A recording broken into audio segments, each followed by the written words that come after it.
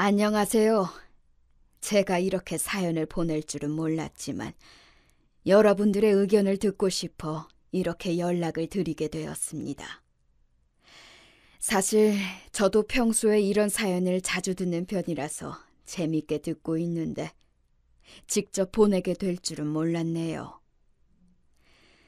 저는 일단 아들 셋을 두고 있는 엄마입니다. 나이는 벌써 70세에 가까워지고 있어요.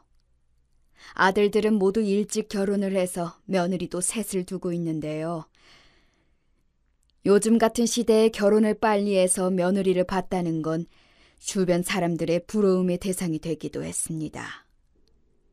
저의 아들들은 모두 의사로 성공하다 보니 아들도 잘 키웠다는 이야기를 들으니 그동안 고생을 했던 보람이 있는 것 같아요. 제 나이 20살에 남편을 만나 새 아들을 낳고 키우기까지 저에게는 벅찬 일들이 많았습니다. 처음부터 결혼 생활이 순탄했던 것은 아니었지요. 어려서 아무것도 모른 채 시집을 가다 보니 처음에는 배울 것이 산더미였어요. 또 남편이 바빠서 육아까지 혼자서 하려고 하니까 여간 힘든 것이 아니더라고요. 출장 기간만 다가오면 남편을 기다리며 보내는 시간이 길게 느껴졌습니다. 한 번 가면 일주일은 기본이다 보니 항상 시어머니께서 도와주셨지요. 결혼을 일찍 하다 보니 주변에서는 걱정되는 목소리들이 많았지만 그래도 잘 도와주시는 시부모님 덕분에 잘 견뎌낼 수 있었어요. 다행히 부족한 저를 아껴주시고 항상 저를 챙겨주시다 보니 감사한 마음뿐이었어요. 원래 저 때만 하더라도 시어머님께 구박받고 또 시집살이를 하는 친구들이 많았기에 자연스럽게 주변에서도 시집을 잘 갔다고 이야기를 해주더라고요. 저는 결혼 생활을 행복하게 보낼 줄 알았습니다만 갑작스러운 사별로 인해 힘든 시간을 보낼 때도 있었어요. 남편은 평소 때와 같이 일을 나가고 저 또한 육아를 하면서 시간을 보내고 있었지요. 근데 갑자기 병원에서 연락이 오는 겁니다. 환자가 급한 상황이니 얼른 오는 것이 좋겠다고 말이죠. 당황스러웠지만 급하게 준비를 해서 가보니 사고로 누워있는 남편을 눈으로 마주하고 나서 그때의 감정은 다 표현을 못할 것 같아요. 어디 하나 성한 곳 없이 상처가 남아있고 수술을 하긴 했지만 더 이상 가망이 없었던 남편은 7일 만에 떠나게 되었어요. 애미야, 이게 무슨 일이냐? 내 아들, 하나뿐인 내 아들 어떡하니? 남은 이들은 어떻게 살라고 벌써 가니? 아이고. 어머니, 어떻게 하죠? 이제 너무 막막해요. 어떻게 살아가야죠? 핏덩이들을 생각해서라도 정신을 잘 차려야 한다. 힘들겠지만 우리 잘 이겨내보자꾸나. 아휴, 너도 얼마나 상심이 크니. 그래도 사고 이후에 너가 옆에서 잘 보살펴준 덕분에 아범이 더 버텼던 것 같다. 고생했다, 아가. 자식을 잃은 슬픔에 빠져 힘든 시간이셨을 어머님 역시 저에게 오히려 위로를 더해주셨지요. 빈손은 발걸음이 끊이질 않았고 장례식 이후 유품 정리와 남편이 남겨준 것들을 정리하면서 앞으로의 생계는 어떻게 유지를 해야 할지 고민이 많았습니다.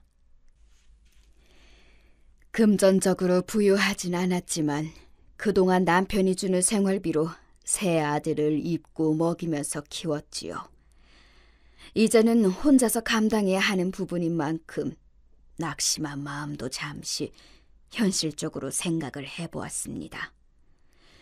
슬픔에 잠겨 아무것도 하지 않기에는 저를 바라보는 토끼 같은 눈망울의 아이들을 외면할 수 없었어요. 또 아이들이 갓난아기도 아니고 커갈수록 들어갈 돈이 산더미인지라 책임을 위해 제가 가장이 되었다는 생각을 하게 되었지요. 평생 제 옆에 있을 줄 알았던 배우자를 떠나보내고 난 뒤에는 남은 아들 셋을 키우기 위해 아등바등 살기 시작했어요. 저마저 떠난다면 피덩이 같은 아이들을 누가 걷어주겠어요. 그 이후로 안 해본 일이 없을 정도로 닥치는 대로 일을 했던 것 같아요. 또 시어머니와 시아버지께서도 잘 챙겨주셨기 때문에 저도 그동안 지장 없이 일을 했거든요. 시간이 지날수록 주변에서 재혼에 대한 이야기도 들려왔지만 제가 감정적으로 누군가와 만남을 가지고 다시 살아가는 것에 대한 부담이 있었기 때문에 좋은 상대가 있다고 해도 눈에 들어오지 않았어요. 한편으로는 일을 계속하다 보니 아이들을 못 챙긴 부분도 있어서 마음이 좋지는 않았어요. 아침 일찍 나가 저녁에 들어오다 보니 시부모님께 죄송한 마음에 생활비를 쥐어드렸고 남는 시간에는 아이들과 시간을 보내면서 엄마로서의 역할도 하다 보니 여유가 생길 일이 없었어요. 젊은 나이에 재혼을 해야 한다는 이야기가 많았지만 남자친구를 몇 번 만나긴 했지만 아이들에게 혼란을 주고 싶지 않았던 마음도 있었던 것 같아요. 아무쪼록 아이들도 올바르게 잘 자라고 항상 저를 이해해주며 크는 모습을 보니 마음이 아프기도 했어요. 그 당시에는 우리 가족을 지키자는 마음이었던 것 같아요. 그렇게 차곡차곡 돈도 모으고 연차가 올라가기 시작하면서 아이를 키우기에는 부족할 수 있지만 전보다는 여유가 생기고 젊은 나이 때부터 금전적인 부분에 관심이 많다 보니 돈을 늘리고자 하는 마음에 주변보다는 조금 빠르게 재테크에 대해서 알아보게 되었어요. 재테크에 대한 공부도 하고 이것저것 알아보다 보니 자연스럽게 흥미를 가지기 시작했고 다행히 저와 잘 맞아서 꽤 오랜 기간 틈틈이 자산을 늘려갈 수 있었어요. 초반에는 혹시라도 잃진 않을까 걱정을 하기도 했지만 오히려 저에게는 득이 되는 부분이 더 많더라고요. 초반부터 이득을 본 것은 아니었지만 갈수록 차곡차곡 쌓이는 자산을 보니 그동안 열심히 일해서 모은 보람이 있었어요. 덕분에 아이들이 대학 생활을 할 때 여유롭게 지원을 해줄 수 있었고 또 건물을 가지다 보니 저도 생활에 대해 빠듯하지 않으니 취미 생활을 즐기게 되더라고요. 여행을 다니고 또 쇼핑도 즐기면서 제가 이런 것을 좋아했었구나 하고 느끼게 되고 행복을 느끼면서 살아가고 있었어요. 나이가 들기 시작하면서 제가 하고 있는 재테크들도 잘 되고 시부모님께도 챙겨드릴 수 있으니 감사했죠. 초반에 어려운 점도 있고 또 바쁘게 시간을 보내긴 했지만 1년 중 가장 제가 신경을 썼던 부분이 제사였어요. 남편 제사 그리고 시부모님이 돌아가신 이후 두 분의 제사까지 신경을 쓰고 있었어요. 남편이 외동으로 지냈던지라 이제는 시가에 남은 식구들이 남지 않아서 제가 따로 지내고 있었어요. 아무리 바빠도 제삿날이 다가오면 일정을 빼고 준비를 할 만큼 열심히 했는데 이것만큼은 아들들이 장가를 가더라도 꼭 지켜주었으면 하는 부분이 되었지요.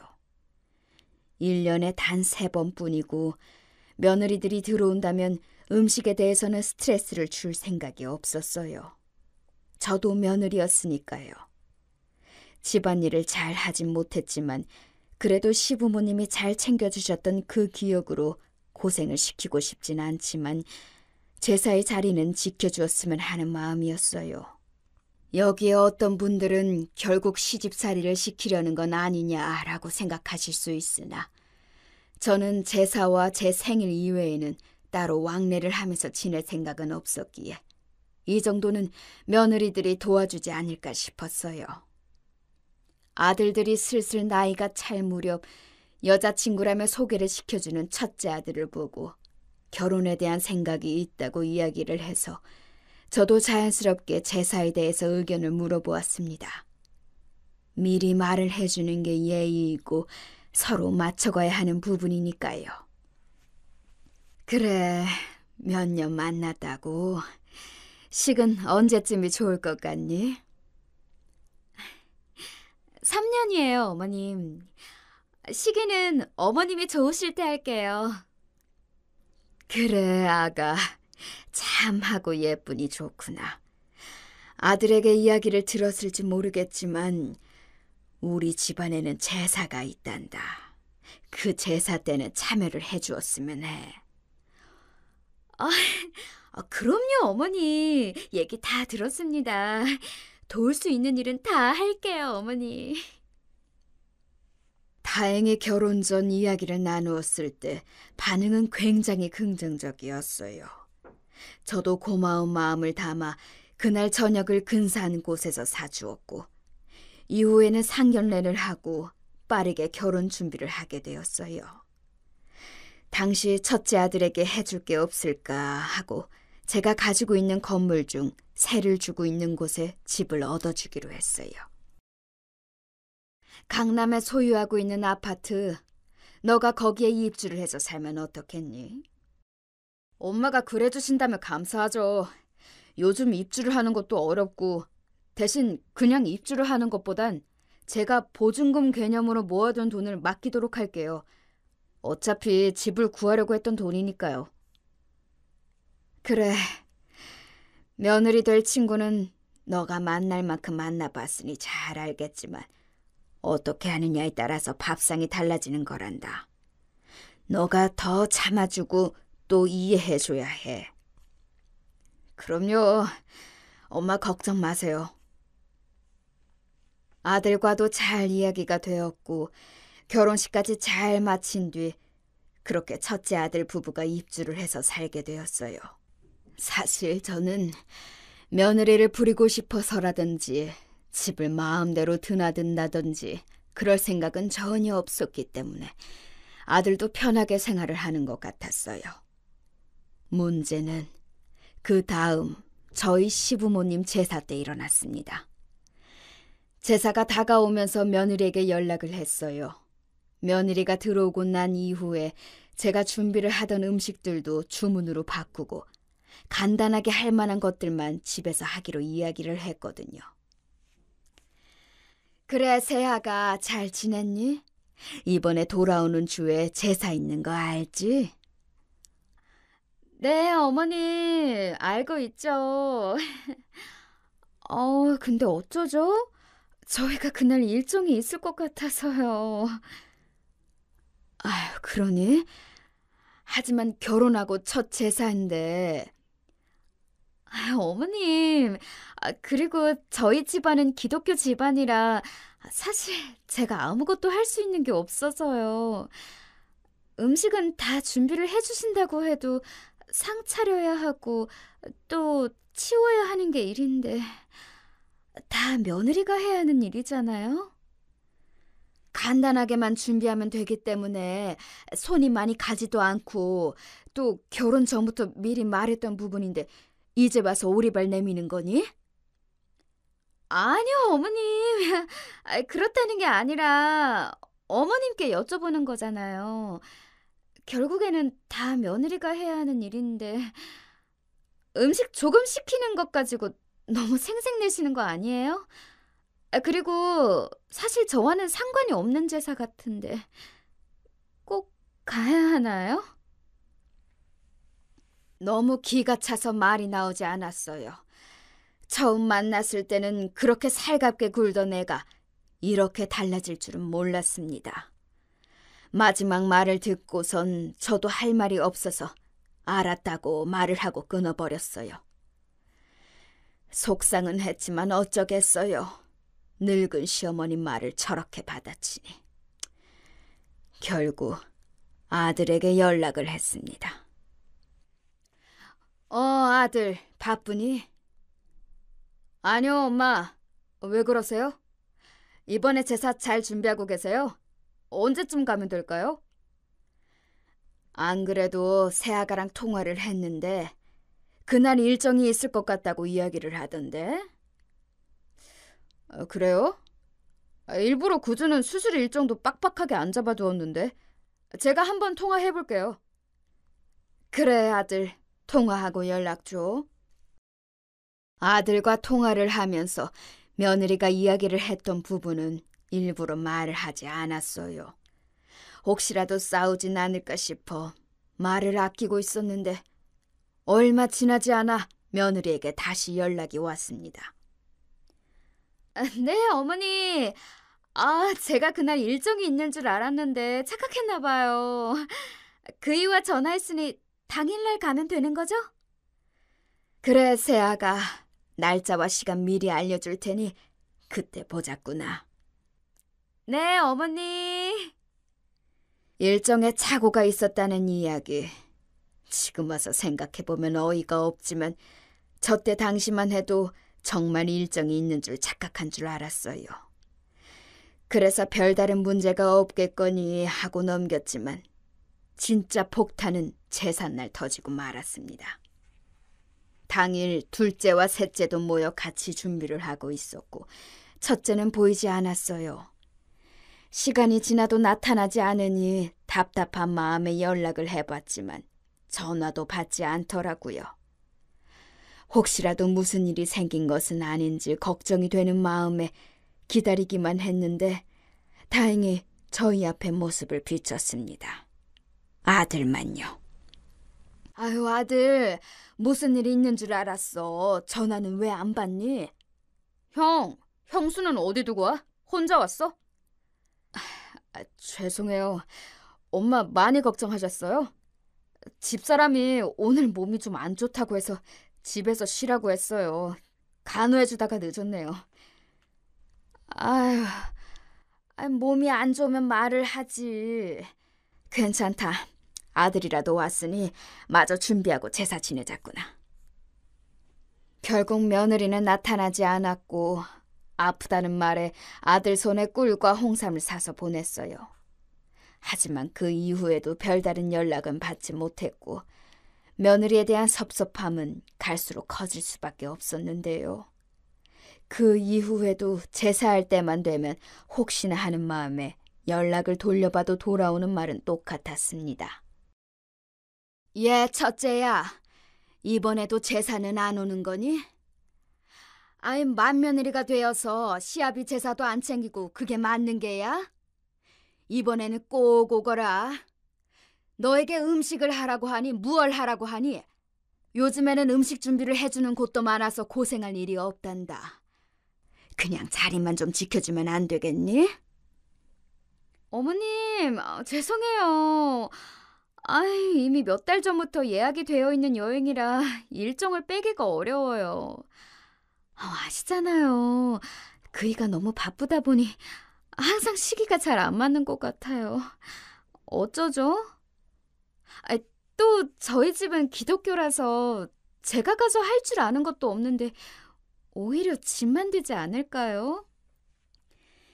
결국 그동안 참았던 울분을 다 터뜨렸는데도 속이 시원해지지 않더군요. 아무것도 할 줄 아는 것이 없으니 본인은 자리를 지킬 필요가 없다고 생각하는 것 같았어요. 게다가 여행까지 잡아두다니 아예 올 생각이 없었던 거죠. 결혼 후 제사만 잘 지켜달라고 이야기를 했는데 이후 아들을 불러 진지하게 이 문제에 대해 이야기를 해봤습니다.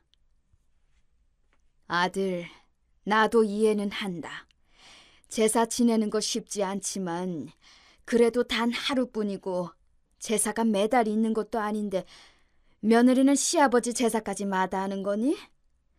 정말 너무하구나. 어머니, 죄송해요. 이상하게 집사람이 제사 시기만 되면 가고 싶은 곳이 있다고 이야기를 하고 저도 맞춤에 살다 보니 더 이야기를 하지 못했던 것 같아요. 다른 건 몰라도 아버지 제사는 꼭 챙기도록 할게요. 그래. 그날만은 꼭 지켜주었으면 좋겠구나. 아유, 다른 사람도 아니고 시아버지 제사를 하지 않는 며느리가 어디 있니? 집안이 기독교라고 해도 자리는 지켜줄 수 있는 거 아니겠니? 제가 잘 이야기해볼게요, 엄마. 답답한 마음에 아들에게 이야기를 하고 이후 제사에는 며느리가 얼굴을 비추었어요. 심술 가득한 모습으로 오는 모습을 보니 기분이 상하긴 했지만 그래도 얼굴이라도 비추어주니 감사하기도 했습니다. 그 이후 남편 제사가 되면 자리를 비추긴 했지만 딱 시작할 때 와서 남편이 끝날 때까지는 소파에서 휴대전화를 보면서 시간을 보내는 모습을 보니 마음에 들진 않았지만 와준 것만으로도 고마웠죠. 하지만 그것도 잠시 얼마 뒤 저에게 연락을 해서 저녁을 먹자며 아들과 함께 집으로 찾아왔어요. 어머니, 그동안 제가 섭섭하게 굴어서 죄송했어요. 괜찮다. 이제라도 자리를 지켜주니 고맙구나. 우리가 앞으로 잘할게, 엄마. 집사람이 고의는 아니었는데 자꾸 상황이 그렇게 되니 힘들었다더라고. 오늘 이 자리에서 서운했던 거 다 풀자. 먼저 찾아와 이야기를 해주니 저도 자연스럽게 마음이 풀렸고 매년 찾아오는 제삿날이 되면 매번은 아니었지만 한 번씩 얼굴을 비추는 모습이 좋았어요. 그 이후로 손주도 생기고 둘째까지 결혼을 하게 되면서 자연스럽게 식구가 늘었어요. 둘째 아들이 결혼을 준비하겠다고 데려온 아가씨와도 밥을 먹으며 제사에 대한 이야기를 나누었는데 당차게 할 수 있다는 이야기를 하니 마음이 놓였습니다. 사실 제가 바라는 것은 그거 하나밖에 없었거든요.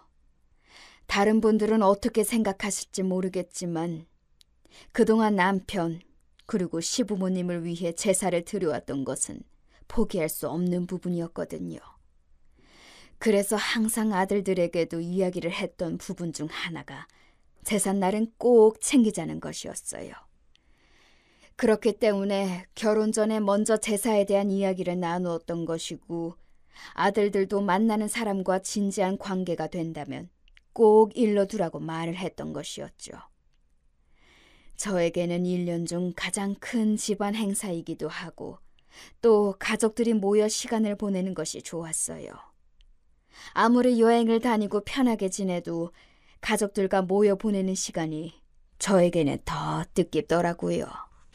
첫째도 잘 찾아오겠다는 이야기를 하긴 했지만 시간이 지나면서 제삿날을 지키지 않는 것은 물론 갈수록 더 많은 핑계들이 생기기 시작했어요. 하지만 이건 첫째 며느리만 그런 것이 아니었습니다. 둘째가 결혼한 이후에 제삿날에 맞춰 연락을 하니 이상하게 첫째 때와 겹쳐지는 상황들이 생기기 시작했어요. 분명 제삿날이 다가올 때 미리 연락을 주었는데도 전화를 피하는 것은 물론 바쁘다고 이야기를 하니 늙은이가 어찌 더 이야기를 할 수 있겠어요. 이미 제 말은 힘이 빠진 지가 오래였어요. 둘째 아들에게도 이야기를 해보았지만 돌아오는 말은 더 황당했습니다. 첫째 아들이 챙겨야 하면 되지 않냐고 이야기를 하더군요. 그리고 형수가 오지 않는데 왜 본인 와이프를 불러서 고생시켜야 하냐며 이야기를 하니 갑작스러운 둘째의 말에 저도 당황스럽기도 하고 본인만 참석을 하겠다고 이야기를 하니 답답한 마음이 들었습니다. 사실 며느리에게 시부모님 제사까지 강요를 하는 것은 아닌 듯하여 제가 많이 내려놓고 남편 제사만 함께 하자고 둘째가 결혼할 당시에 이야기를 했거든요. 하지만 이런 대우로 돌아오니 속상하기도 하고 아들마저 미워 보일 수밖에 없었어요. 아무리 음식을 업체에 맡기고 할 일이 없다고 해도 며느리가 편한 자리가 아니긴 하죠. 하지만 이건 아니지 않나요? 시아버지 제사는 챙겨야죠. 둘째 며느리도 제사를 하지 않는다고 하니 저 역시 황당할 수밖에 없었어요. 종교를 비하하거나 이해를 하지 않는 것은 아니지만 이 부분도 제가 너무 과한 것을 요구하는 거였을까요? 하지만 여러분, 제가 괜히 이렇게 사연을 보내는 것이 아니에요. 저도 5년이 넘는 시간 동안 며느리들에게 당한 부분이 있으니 차차 설명을 드리도록 할게요. 제사 관련해서는 사실 이미 첫째 때부터 겪는 갈등이 많아서 저도 마음이 크게 상하진 않았던 것 같아요. 단지 황당할 뿐. 제가 하던 대로 아들들과 자리를 지키는 것도 괜찮았죠. 하지만 며느리도 못 보고 떠난 남편에게 보여주고 싶었던 마음도 있었고, 시아버지 제사인데 자리를 안 지키는 며느리가 있을까 생각이 들었어요. 답답한 마음에 주변에 물어봐도 기독교라면 그럴 수 있겠다는 이야기가 들리니 제가 너무 과하게 요구를 한 것인가 싶었어요. 그렇게 몇 번을 더 며느리들과 갈등을 겪고 나니 나중에는 제삿날이 다가오면 먼저 여행을 간다고 연락을 해왔는데요. 그래서 셋째가 결혼한 이후 처음에는 크게 기대를 하고 있진 않았어요. 권유하고 싶지도 않았고 더 바라다가 저만 상처를 받는 꼴이었으니까요. 물론 결혼 전 제사에 대해서 언급을 하긴 했지만 무리하지 않아도 된다고 이야기를 하니 결혼 후에 꼬박꼬박 연락을 하는 것은 물론 제사에도 참여를 해주더라고요. 물론 그때도 첫째와 둘째는 오지 않았습니다. 아들들만 오고 손주를 데리고 여행을 가니 제사 때는 언제 봤는지 기억이 가물가물할 정도예요. 아무리 제사를 할 줄 모른다는 이유로 항상 자리를 피하니 아들들만 와서 죄인처럼 앉아있는 모습이 가슴 아팠습니다. 셋째 며느리는 혼자인데도 불구하고 제사 때 저희 집에 오면서 직접 음식을 해오기도 했어요. 말을 하지 않아도 스스로 하는 모습을 보니 정말 예뻐 보였습니다. 사이도 좋았고요. 서로 선을 지키며 지내니 이런 게 제가 바란 시어미와 며느리의 모습이었는데 정말 기쁘더라고요. 제삿날이 되면 연락이 먼저 오고 막내만 유독 달라 보이니 점점 눈이 갈 수밖에 없었고 또 그만큼 챙겨주게 되었어요. 막내 며느리도 처음이라 초반에는 제게서 간단한 음식을 배우기도 하고 상차림에 대해서 익히는 모습을 보니 보기 좋았습니다. 첫째와 둘째는 여전히 제삿날에도 보이지 않았고 딱히 연락을 주는 일도 드물어졌어요. 아들들은 꼬박 참여를 하긴 했지만 갈수록 아들들도 제사에 소홀해지는 모습을 보였는데요. 단 셋째 아들만은 자리를 지키는 일이 생기면서 나중에는 자연스럽게 셋째 아들 부부와 저 이렇게 셋이 준비를 하는 일이 늘어났어요. 자연스럽게 아들 둘은 나중에 합류를 하긴 시작하면서 점점 첫째와 둘째 며느리에 대한 기대가 사라질 수밖에 없었어요. 계속해서 말을 한다고 해도 들어주지 않으니 저도 이번에는 방법을 바꾸어 보기로 했습니다. 그동안 답답하게 굴었던 제 모습을 바꾸어 더 이상은 당하지 않는다는 마음으로요. 아쉬워하지 않고 안 하는 만큼 저도 신경을 안 쓰기로 했습니다. 아무리 마음을 쓴다고 해도 알아주는 사람이 아니라는 것을 알고 난 뒤로는 저도 형식적인 대화들로만 채워가니 딱 선만 지키며 관계를 유지해 나갔습니다. 제가 오히려 선을 지키니 아들들도 당황해하고 오히려 며느리가 더 눈치를 보기 시작하더군요. 어머님! 요즘에는 왜 연락 안 하세요? 곧 제사 아니에요? 알고 있구나. 무리해서 올 필요 없다. 이만 끊으마. 잠시만요. 어머님. 그동안 저희가 일정이 이때밖에 안 되어서 그랬던 거예요. 아시잖아요. 그이 바쁜 거. 그렇지. 남편은 바빠도 참석하는 제사의 며느리는 해외여행이라니. 괜찮다. 굳이 오지 않아도 된다. 이미 마음이 상할 대로 상했던 저는 딱히 부르고 싶은 마음도 또 강요를 하고 싶은 마음도 없었어요. 기독교 집안이라 자리를 지킬 수 없다는 말 이해하며 그냥 사는 게 좋을 것 같았거든요. 그 뒤로는 평화롭게 제삿날을 보내고 이후 첫째와 둘째 며느리와도 거리를 지키며 잘 지내던 도중 첫째 며느리의 사돈 식구들과 대화를 나누다가 알게 된 충격적인 사실이 있었어요. 사부인, 그동안 잘 지내셨죠? 그럼요. 부족한 저희 딸 잘 챙겨주셔서 감사해요. 평소 용돈도 주신다고 딸처럼 생각해주니 마음이 놓입니다. 아닙니다. 매번 주는 것도 아닌데요. 요즘에도 신앙생활 잘 하고 계시나요? 네? 저희는 오래전부터 불교 집안이라 교회는 다닌 적이 없는데요. 예? 그럴 리가 없는데요. 아이, 참, 엄마. 왜 그런 얘기를 여기서... 어머님, 식사하시죠? 급하게 마무리를 하는 며느리를 보니 할 말을 잃었습니다. 사부인과의 대화에서 큰 충격을 느낀 저는 배신감 그리고 분노가 올라올 수밖에 없었어요. 그동안 기독교 집안이라며 제사를 할 줄도 모른다고 이야기를 했던 며느리는 본인의 집안 제사는 다 지내고 있었던 것인데요. 물론 아들도 함께 말이죠. 그날은 저녁을 코로 먹는지 입으로 먹는지 집에 들어오자마자 소화제를 먹고 잤어요. 당황스럽기도 하지만 도대체 왜 그랬던 것인지 이해를 할 수 없었어요. 그동안 제가 해주었던 것들이 모두 물거품이 된 느낌이었습니다. 얼마나 제가 우스웠을지. 아들까지 그랬다고 생각하니 마음이 안 좋았어요. 아니나 다를까 다음 날부터 폭풍 전화가 울리기 시작했습니다. 아들과 며느리가 번갈아가며 저에게 연락을 해왔던 것이지요. 통화로는 할 얘기가 아닌 것 같아 그날 저녁 저희 집으로 불러 이야기를 나누었습니다. 기독교 집안이라더니 사부인이 하는 말씀을 듣고 얼마나 놀랐는 줄 아니?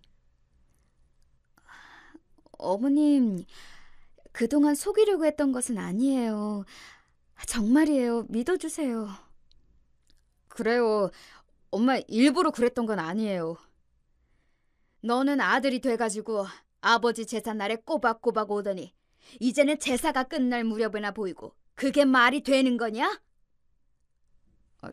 요즘 수술도 많고 많이 바빠서 그랬어요. 죄송해요, 엄마. 맞아요. 요즘 잘 쉬지도 못하고 항상 바쁘다 보니 그런 거예요. 또 제가 종교를 속이려고 했던 게 아니라 남편도 바쁘고 또... 됐다. 그동안 너희에게 해주었던 모든 것들이 후회가 되는구나. 부모의 제사도 지키지 않는 너희에게 뭘 해줄 이유는 이제 없다. 엄마, 그게 무슨 소리예요? 저희도 그동안 자리를 아예 안 지킨 것도 아니었고 솔직히 혼자서 준비하셔도 충분하잖아요. 저희가 그렇게 큰 잘못을 했나요? 한두번 참여 못한 것 가지고 이렇게까지 하실 일이에요? 맞아요, 어머님. 솔직히 서운해요. 집 명의도 저희 이름으로 해주신 거 아니고 전세로 해주신 거잖아요. 요즘 의사 집안에 집을 안 해오는 사람 없어요.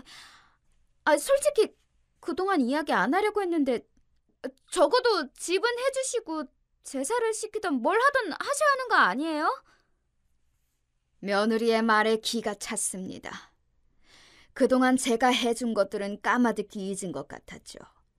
집 이야기가 나와서 말을 하는 것이지만 저는 그때 보증금 개념으로 시세보다 낮은 금액으로 입주를 시켜준 것이기 때문에 당시 아들이 모은 돈으로는 전셋집 구하기도 어려운 상황이었어요. 그래서 도와주고 자리를 잡아갈 때까지 용돈을 주기도 했지요. 지금이야 아들이 잘 되어서 자리도 잡고 개원을 하면서 받는 입장이 되었지만 솔직히 저는 그 돈이 없어도 생활하는 데는 문제가 없기 때문에 아쉬울 건 없었어요.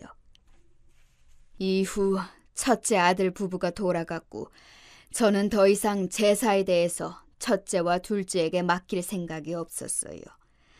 둘째 며느리도 결국에는 그 자리를 지키고 싶지 않아서 피하는 것이었으니까요. 결국 제가 아무리 잘 해주고 노력한다고 한들 달라지는 건 없을 것 같았어요. 하지만 아들들 중에서 가장 헌신하고 저를 도와주는 셋째와 막내 며느리는 달랐던 만큼 제가 보답을 해주어야겠다는 생각이 들더라고요. 문득 고마운 마음이 들기도 하고, 사실 첫째 아들에게 주기로 했었던 건물을 셋째에게 주는 게 낫겠다는 생각이 들어 이번 기회에 맡기기로 했어요. 제가 그동안 제사를 지내오면서 새 아들들을 두고 앞으로 제 남은 유산들을 어떻게 정리를 하면 좋을지 고민을 해왔어요. 제사를 가져가는 집에는 이만큼은 해줘야겠다는 생각을 가지고 있었기 때문에 자연스럽게 셋째 쪽으로 마음이 기울었습니다. 말이 되나요? 제사를 하기 싫다는 이유로 종교를 속이고 또 아들까지 저렇게 달라질 줄은 몰랐어요. 그리고 첫째 아들에게는 실망한 만큼 제가 그동안 해줬던 부분에 대해 다시 되돌려 받기로 했습니다. 너희가 결혼할 당시에 있었던 집은 세를 준 것이기 때문에 이번 연도에는 정리를 해주었으면 한다. 이제 하나씩 건물을 처분할 생각이야. 엄마, 갑자기 그게 무슨 소리예요? 우리는 어디로 가라고요? 손주들도 있는데 정말 너무하신 거 아니에요? 그 제사가 뭐라고 이렇게까지 하시는 거냐고요? 하나뿐인 너희 아버지를 기리는 날인데 그 하루도 시간을 내지 못하는 게 아들이니? 그리고 제사를 잘 지키는 대신 집을 내어주는 것이었지, 약속을 지키지 않은 건 너희 부부잖니. 내 몇 년만 있어도 그 건물은 너의 명의로 바꾸어줄 생각이었다고. 제 명의로요? 정말요, 어머니? 지금 그 집 시세만 해도... 그럼 그냥 제사 저희에게 맡기세요. 저희가 할게요, 어머니. 그동안 제가 바빠서 잘못 갔던 거 아시잖아요. 그 전에는 저도 꼬박꼬박 참석했는데 이제 와서 마음을 바꾸시면 어떡해요. 그동안 마음 상하신 거 다 알죠. 하지만 저 처자식도 있는 거 아시잖아요. 너가 와서 거두는 게 뭐 하나라도 제대로 된 게 있다면 말해봐라. 다 업체에서 준비한다고 해도 제 시간에 와서 거들어주는 날이 있었는지, 초반에 잘 챙겼던 거 알고 있지. 하지만 그것도 집을 받기 위해서 챙기려는 거 내가 모를 줄 알았니? 그 집 유지하고 싶으면 시세에 맞춰서 전세금을 더 주던가 아니면 이사해라. 그동안에 당한 부분이 있으니 저는 그동안 쌓아왔던 울분을 터뜨리기 시작했어요. 사실 아들에게 저렇게까지 말할 일은 아니었지만 참을 수 없더라고요. 남편이 이 모습을 본다면 속상해할 수 있겠지만 아들 도리도 못하는 녀석에게 더 이상 베푸는 건 없었습니다. 여러분들이 보기에도 제가 나쁜 시어머니, 엄마인가요? 첫째 아들과의 이야기가 끝난 이후에는 며느리에게 전화가 오기 시작했습니다. 결과는 뻔했죠. 아들이 다 얘기를 했는지 문자로도 계속 연락이 오더라고요. 첫째에 이어 둘째까지 연달아 연락이 오는데 둘째는 뭐가 찔렸는지 전화를 받자마자 이번 제사 때에는 꼭 참여를 하겠다고 이야기를 하더라고요. 엄마, 많이 화나셨어요? 이번에 형한테 이야기 들었는데 엄마가 화가 많이 나셨다면서요. 저희는 저라도 제삿날에 잘 챙겼는데 올해부터는 와이프도 같이 가자고 이야기를 해볼게요. 그럴 필요 없다. 아들 도리 안 하겠다고 하는데 내가 굳이 하라고 붙이길 생각은 없고, 앞으로 제사에 대해서 어떻게 할지는 다 같이 모여 의논해보도록 하자꾸나. 그때 다시 이야기하자. 짧은 전화통화를 하고 난 뒤에는 셋째에게 연락을 해서 잠시 집으로 오라고 이야기를 했어요. 건물에 대한 이야기를 하기 위해서 미리 준비를 해둔 서류를 보며 제가 하는 선택이 맞을 거라고 생각했어요. 왜냐하면 첫째와 둘째를 보고 느꼈거든요. 아들 셋을 키우면서 그동안 잘 키운다고 생각했지만 씁쓸하긴 해도 아닌 건 아니라는 것을 보여주어야 했기 때문에 셋째에게 건물을 주기로 생각한 것도 있었어요. 셋째가 저희 집을 찾아온 날 손에 바리바리 무얼 싸들고 온 것을 보니 첫째와 둘째 때문에 상했던 기분이 사그라들었어요. 오자마자 저에게 무슨 일이 있냐며 형들이 엄마에게 들은 이야기 없냐면서 연락을 해왔다더라고요. 별일은 아니고 그동안 첫째 며느리가 기독교 집안인 줄 알았는데 거긴 불교 집안이라더라. 또 제사를 절에 가서 드린다고 하는데 내가 참을 수가 있어야 말이지. 너는 이해가 되니? 그런 일이 있었어요? 그건 형수가 잘못한 일이네요. 엄마가 마음이 많이 상하셨겠어요. 그래서 이번에 정리하는 김에 형들도 자리를 잡았으니 엄마가 처음에 해주었던 집은 다 처분을 하려고 한다. 아니면 제 값대로 돈을 더 받을 생각이야. 제 결정에 셋째 아들은 놀랐는지 저에게 조금만 더 생각을 해보라고 이야기를 하더군요. 형들이 밖으로 나가게 되면 조카들도 걱정이라고 했지만 사실 아들들 벌이가 안 좋은 게 아니거든요. 충분히 집을 살 정도는 되기 때문에 저도 과감하게 결정을 했던 부분이고 받았던 돈은 돌려줄 생각이라서 문제가 되는 부분은 없었어요. 그 부분까지 생각을 하고 있다고 하니 셋째 아들은 형들 편을 들다가 나중에는 제 결정을 존중해준다고 이야기를 해주었고요. 당황한 듯 했지만 형들도 그동안 제삿날을 잘 지키지 않았던 것도 있으니 본인들이 무덤을 판 것이라고 이야기를 해서 오늘의 만남 목적이었던 건물 이야기를 꺼냈습니다. 형들은 그랬지만 유일하게 셋째 너는 매년 제사를 돕고 막내 며느리까지 잘 챙겨주니 항상 고마운 마음을 가지고 있었어. 그래서 이번에 너희에게 부탁을 하나 할까 한다. 뭔데요, 엄마? 어떤 부탁이실까요, 어머님? 큰 건 아니지만 내가 가지고 있었던 건물을 며느리에게 증여해 주려고 하는데 괜찮겠니? 세금 부분에 대해서도 미리 내가 다 알아봤단다. 너희 집 근처에 있으니 관리를 하기 어렵지 않을 거야. 어머님, 그건 저에게 너무 큰 것 같아요. 당연한 일을 한 것뿐인데. 지 아비 제삿날도 소홀하게 생각하는 자식들도 있는데 너만은 쭉 그 자리를 지켜주었잖니. 고마운 마음에 주는 것이니 너희도 미리 유산 받는다고 생각하고 가지고 있었으면 좋겠구나. 그리고 그 건물은 아버지 보험금으로 샀던 건물이란다. 그만큼 뜻이 있기 때문에 더 너에게 주고 싶은 마음이 있어. 아버지도 그걸 바라실 것 같고. 내가 죽은 이후에도 재산은 너희라면 믿고 맡길 수 있을 것 같아서 그래. 받아주렴. 충분한 이유를 설명하고 돌아간 셋째 아들과 막내 며느리는 마지막까지 사양하며 저에게 오히려 설득을 했는데요. 저와 대화가 통하지 않자 결국에는 받기로 하고 집으로 돌아갔습니다.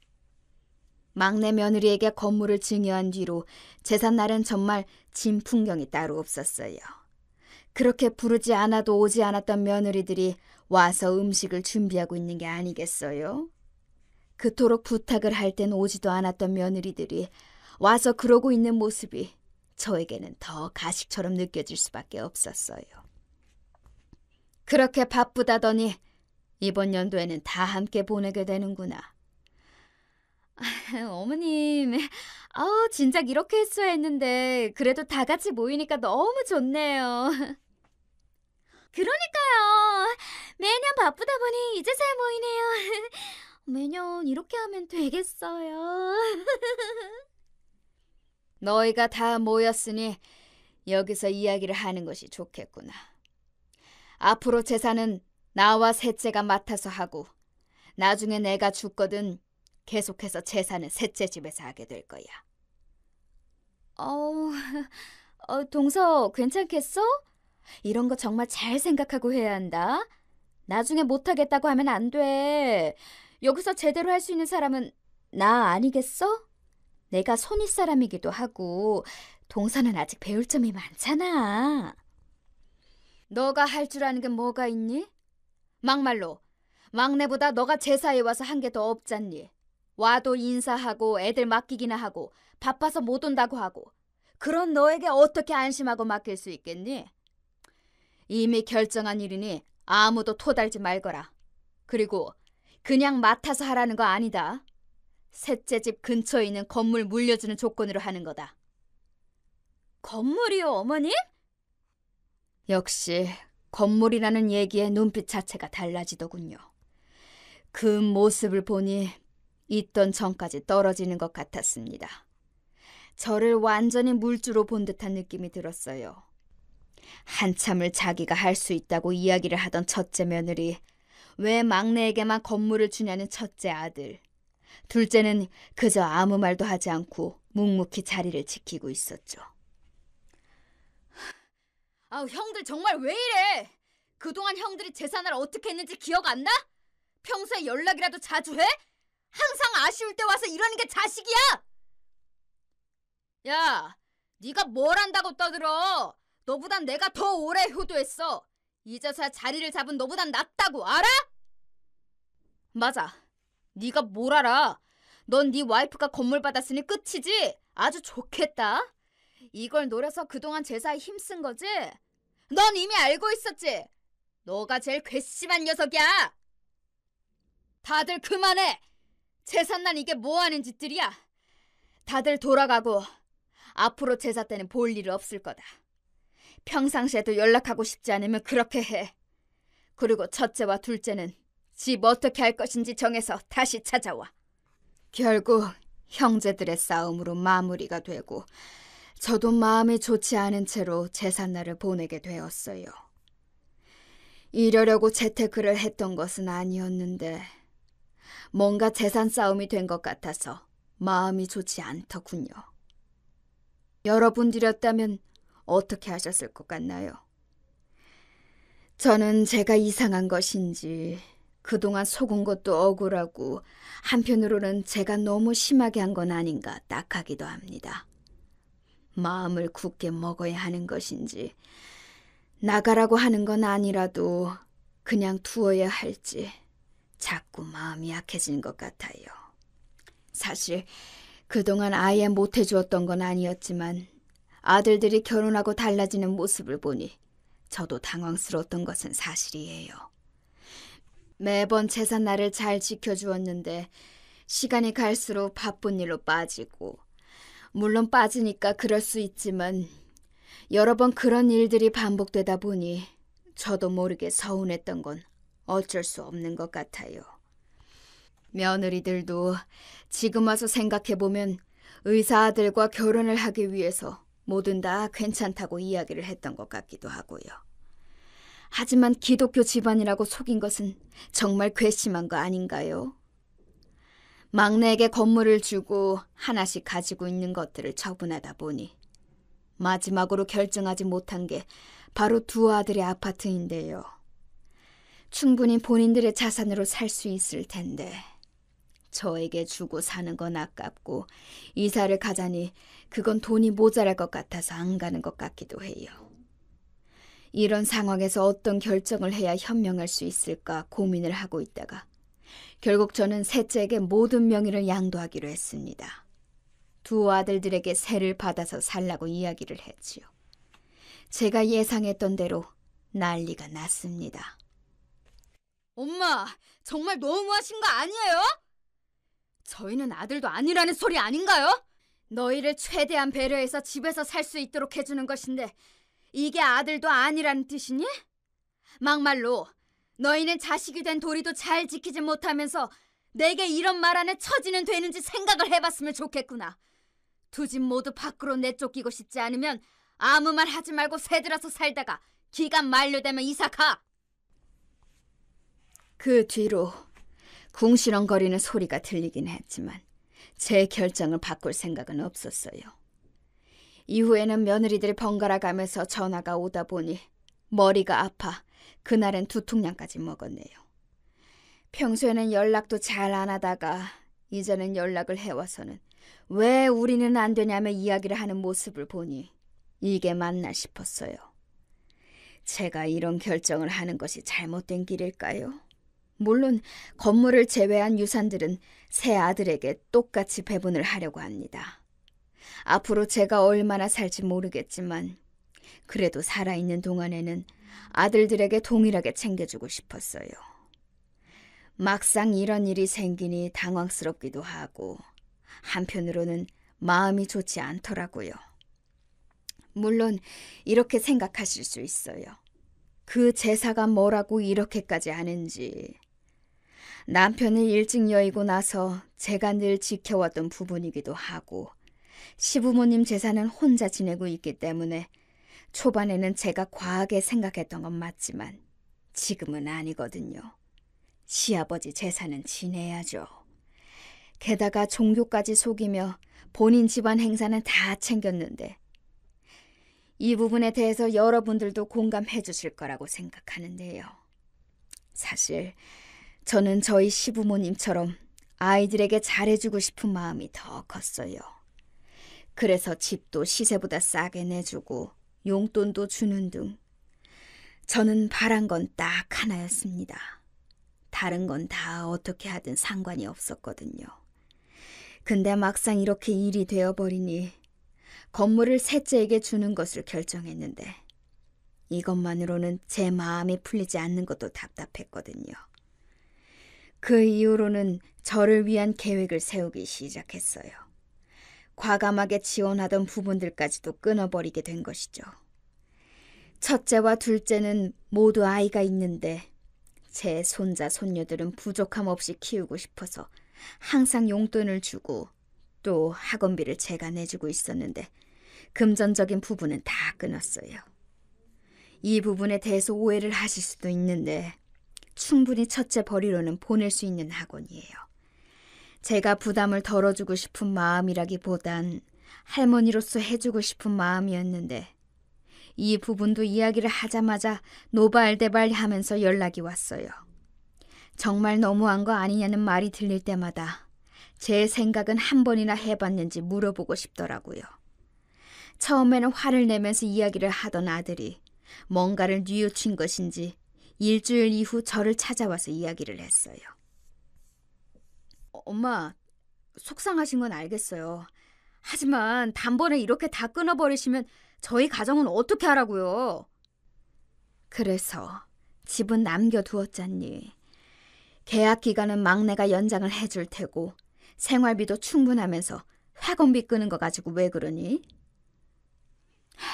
엄마, 제가 그렇게 벌어도 돈이 하나도 없어요. 저도 이번에 알았어요. 아들 좀 살려줘요. 정말 깜짝 놀랐습니다. 제가 그동안 모르고 있던 사실이 있었던 것이었죠. 뭔가 싶었는데 첫째 며느리가 명품이고 피부과고 한 달에 지출하는 금액만 해도 1,000만 원 단위를 넘어간다더라고요. 너무 놀라 아들에게 더 자세한 이야기를 들어봤어요. 그게 무슨 얘기야? 돈이 없다니. 그동안 모아둔 돈이 하나도 없단 말이야? 얼마 전에 통장 내역 보고 알았어요. 저도 염치가 있지 엄마한테 그렇게 말하고 얼마나 후회했는지 몰라요. 제가 잘못했어요. 엄마, 생활만 되게 조금만 도와주세요. 그동안 10년이 넘는 시간 동안 모아둔 돈이 얼마 되지 않는다는 이야기를 듣고 나서는 그제서야 알았습니다. 제대로 일이 꼬이고 있다는 사실을요. 그래서 첫째 며느리에게 연락을 해봤어요. 네, 어머님. 무슨 일이세요? 생각 바뀌셨어요? 너는 그동안 돈 관리를 어떻게 한 거니? 첫째 왔다 갔다. 통장 내역에 찍히는 돈이 그게 다니? 어머님도 아이를 키워보셔서 아시겠지만 정말 돈이 장난 아니게 들어가요. 그래서 저도 이번에 막내 동서가 건물 받았다는 이야기 듣고 사실 엄청 서운했거든요. 그 집은 애기도 없는데 돈 나갈 때가 뭐 그리 많다고. 그리고 도련님도 잘 나가시잖아요. 어머님, 그 건물 저 주시면 안 될까요? 너의 씀씀이는 잘 알겠다. 너에게 건물을 주는 일은 없을 거야. 경제권 다시 아들에게 넘기고 넌 생활비 받으면서 살아라. 어머, 그걸 왜 어머님이 정하세요? 그동안 제가 제사 안 챙겼다는 이유로 지금 이러시는 거예요? 난 우리 아들 등골 빼먹는 며느리 필요 없다. 이만 끊으마. 뭐라고요? 지금 말 다 하셨어요? 통화를 하다 보니 말이 격해지긴 했지만 이 사실을 안 이상 더더욱 지원을 해줄 필요가 없다고 생각이 들었어요. 해주는 만큼 씀씀이가 더 커질 테니까요. 이 부분을 어떻게 터뜨릴까 고민을 하다가 이 내용을 그대로 사부인에게 전해주기로 했습니다. 사실 사부인께 큰 영향이 안 갈 거라고 생각하실 수 있는데 아니거든요. 저희 집안에 부족한 딸을 보냈다면 미안해 하시는 분이시고 전에 식사 자리 때 있었던 일로 이미 저희 집 제사를 안 왔다는 사실을 알고 호되게 며느리를 혼내시는 것을 봤어요. 본인은 딸을 그렇게 키운 적이 없다며 말이죠. 그렇게 폭탄을 안고 사부인과 식사 자리를 만들었습니다. 물론 며느리도 함께 말이죠. 저는 탄탄하게 계획을 세우고 식당으로 찾아갔어요. 아들도 오랜만에 같이 밥을 먹는다며 좋아했지만 저는 이미 예고를 하고 들어갔습니다. 사부인, 식사는 잘 맞으세요? 예, 너무 맛있고 좋네요. 아참, 딸아이는 그 이후로 제사는 잘 도와드리나요? 아유, 그때는 제가 너무 죄송해서 뭐라 말을 못 드렸어요. 안 그래도 이번에 드릴 말씀이 있어 이렇게 뵙자 했어요. 그동안 제사 참여를 안 했다는 건 잘 알 것이고 제가 금전적인 지원을 끊고 건물을 제사를 맡기로 한 셋째 며느리에게 주겠다고 하니 절 아주 잡아먹을 듯이 잡더라고요, 사부인. 너 이 말이 사실이야? 건물은 너도 있으면서 왜 탐을 내니? 그리고 시어머니한테 말버릇이 그게 뭐야? 앞으로 사고 치면 가지고 있는 건물도 다 가져간다고 말했을 텐데 못 알아들었니? 결국 사부인께도 이 사태에 대해 말씀을 드렸고 또 건물이 있었다는 사실을 처음 알았던 아들은 그럼 그동안 쓴 돈은 어떻게 된 거냐며 난장판이 되더군요. 이후 아들은 진지하게 이혼까지 생각을 할 정도로 힘들어했는데요. 아무래도 씀씀이 때문에도 그동안 부딪히는 부분이 많았다고 해요. 다행히 생활비를 받는 것으로 끝나고 사부인이 주었던 건물도 처분을 해버렸다고 하네요. 이 정도로 일이 커질 줄은 몰랐지만 사부인이 생각이 제대로 된 분이시라 그런지 이번 문제가 해결될 수 있었어요. 첫째와 둘째는 지금은 며느리로서 할 도리는 하고 있지만 그 일 이후로 제사로 서로 다투는 일은 없어서 좋아요. 매년 돌아오는 제사 단 하루인데 그날만 지켜달라고 했던 것이 많이 어려운 부분이었을까요? 여러분들이 생각하시기에 이 사단에 대해 어떤 의견이신가요?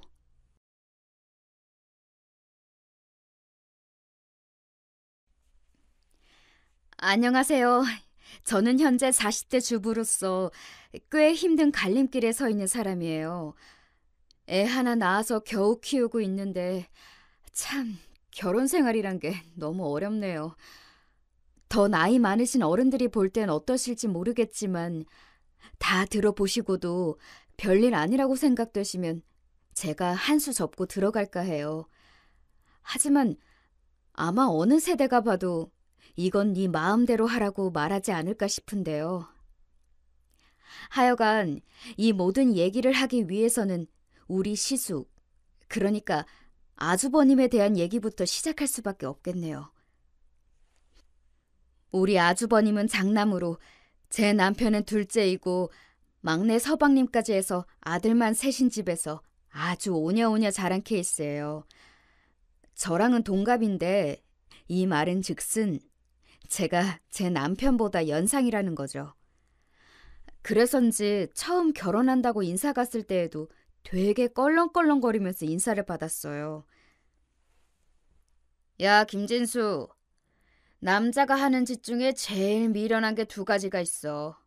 그게 뭐냐면 첫 번째, 군대 갔을 때 나 기다려준다는 여자를 믿는 거야. 그리고 두 번째, 자기보다 나이 많은 여자랑 연애하는 거야. 그보다 제일 한심한 케이스는 그 여자랑 심지어 결혼까지 하는 거지. 내 말 무슨 말인지 알겠지? 제 딴에는 뭘 무슨 말인지 알겠냐는 건지도 모르겠는데 말을 저딴 식으로 기분 나쁘게 하더라고요. 그것도 지네 집에서 풀어놓는 얘기라 그런지 되게 여유 있게 능글거리게 말을 하는 거예요. 보아하니 이제 재수 씨라고 불러야 할 판인데 맞죠? 나랑 동갑이라고 그랬나? 근데 우리 진수랑 3살이나 나이 차이 나는 거잖아요. 괜찮겠어요? 벌써 지금 대충 봐도 누나 같은데 말이야. 하긴 얘가 옛날부터 누나나 여동생한테 되게 집착했거든요. 아무튼 이렇게 됐으니까 잘 봐줘요, 우리 진수. 요렇게 얄밉게 말을 하고는 제가 선물이랍시고 사간 백화점 떡을 갖다가 맨손으로 쏠랑 집어먹고 사라지는 거 있죠? 그 꼴이 얼마나 배기 싫던지 몇 날 며칠을 그 모양새가 잊혀지질 않아서 앓고 또 알았답니다. 왜 제가 예비 시댁 인사를 가서 시부모님보다 시숙한테 저런 취급을 받아야 하나 했어요. 또 답답했던 건 어머니와 아버님은 옆에서 아무 말도 않고 그냥 듣고만 계시더군요. 심지어 어머니가 한술 더 뜨시는 거예요. 그리고 비로소 어머니 말에서 아주버님이 마구잡이로 해댔던 말의 의미를 알게 되었죠. 민수 말이 하나도 틀린 건 없어. 봐봐, 나도 네 아빠보다 나이가 7살 어리잖냐. 그러니 아직도 더 팽팽해 보이고 어려 보이지. 여자는 애 낳고 어느 나이 넘어서면 지 남편보다 나이 들어 보일 수밖에 없어. 동갑내기들 세상에선 말이야. 그런데 심지어 나이가 더 많으면 늙는 게 보일 텐데 애지간하면 남자들이 땀만 먹기 쉽지.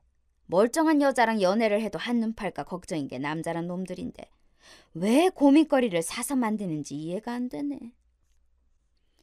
정말 전 이때 입이 너무너무 벌어지다 못해 어디쯤 멈춰야 할지 모를 정도로 경악을 금치 못하는 상황이었어요.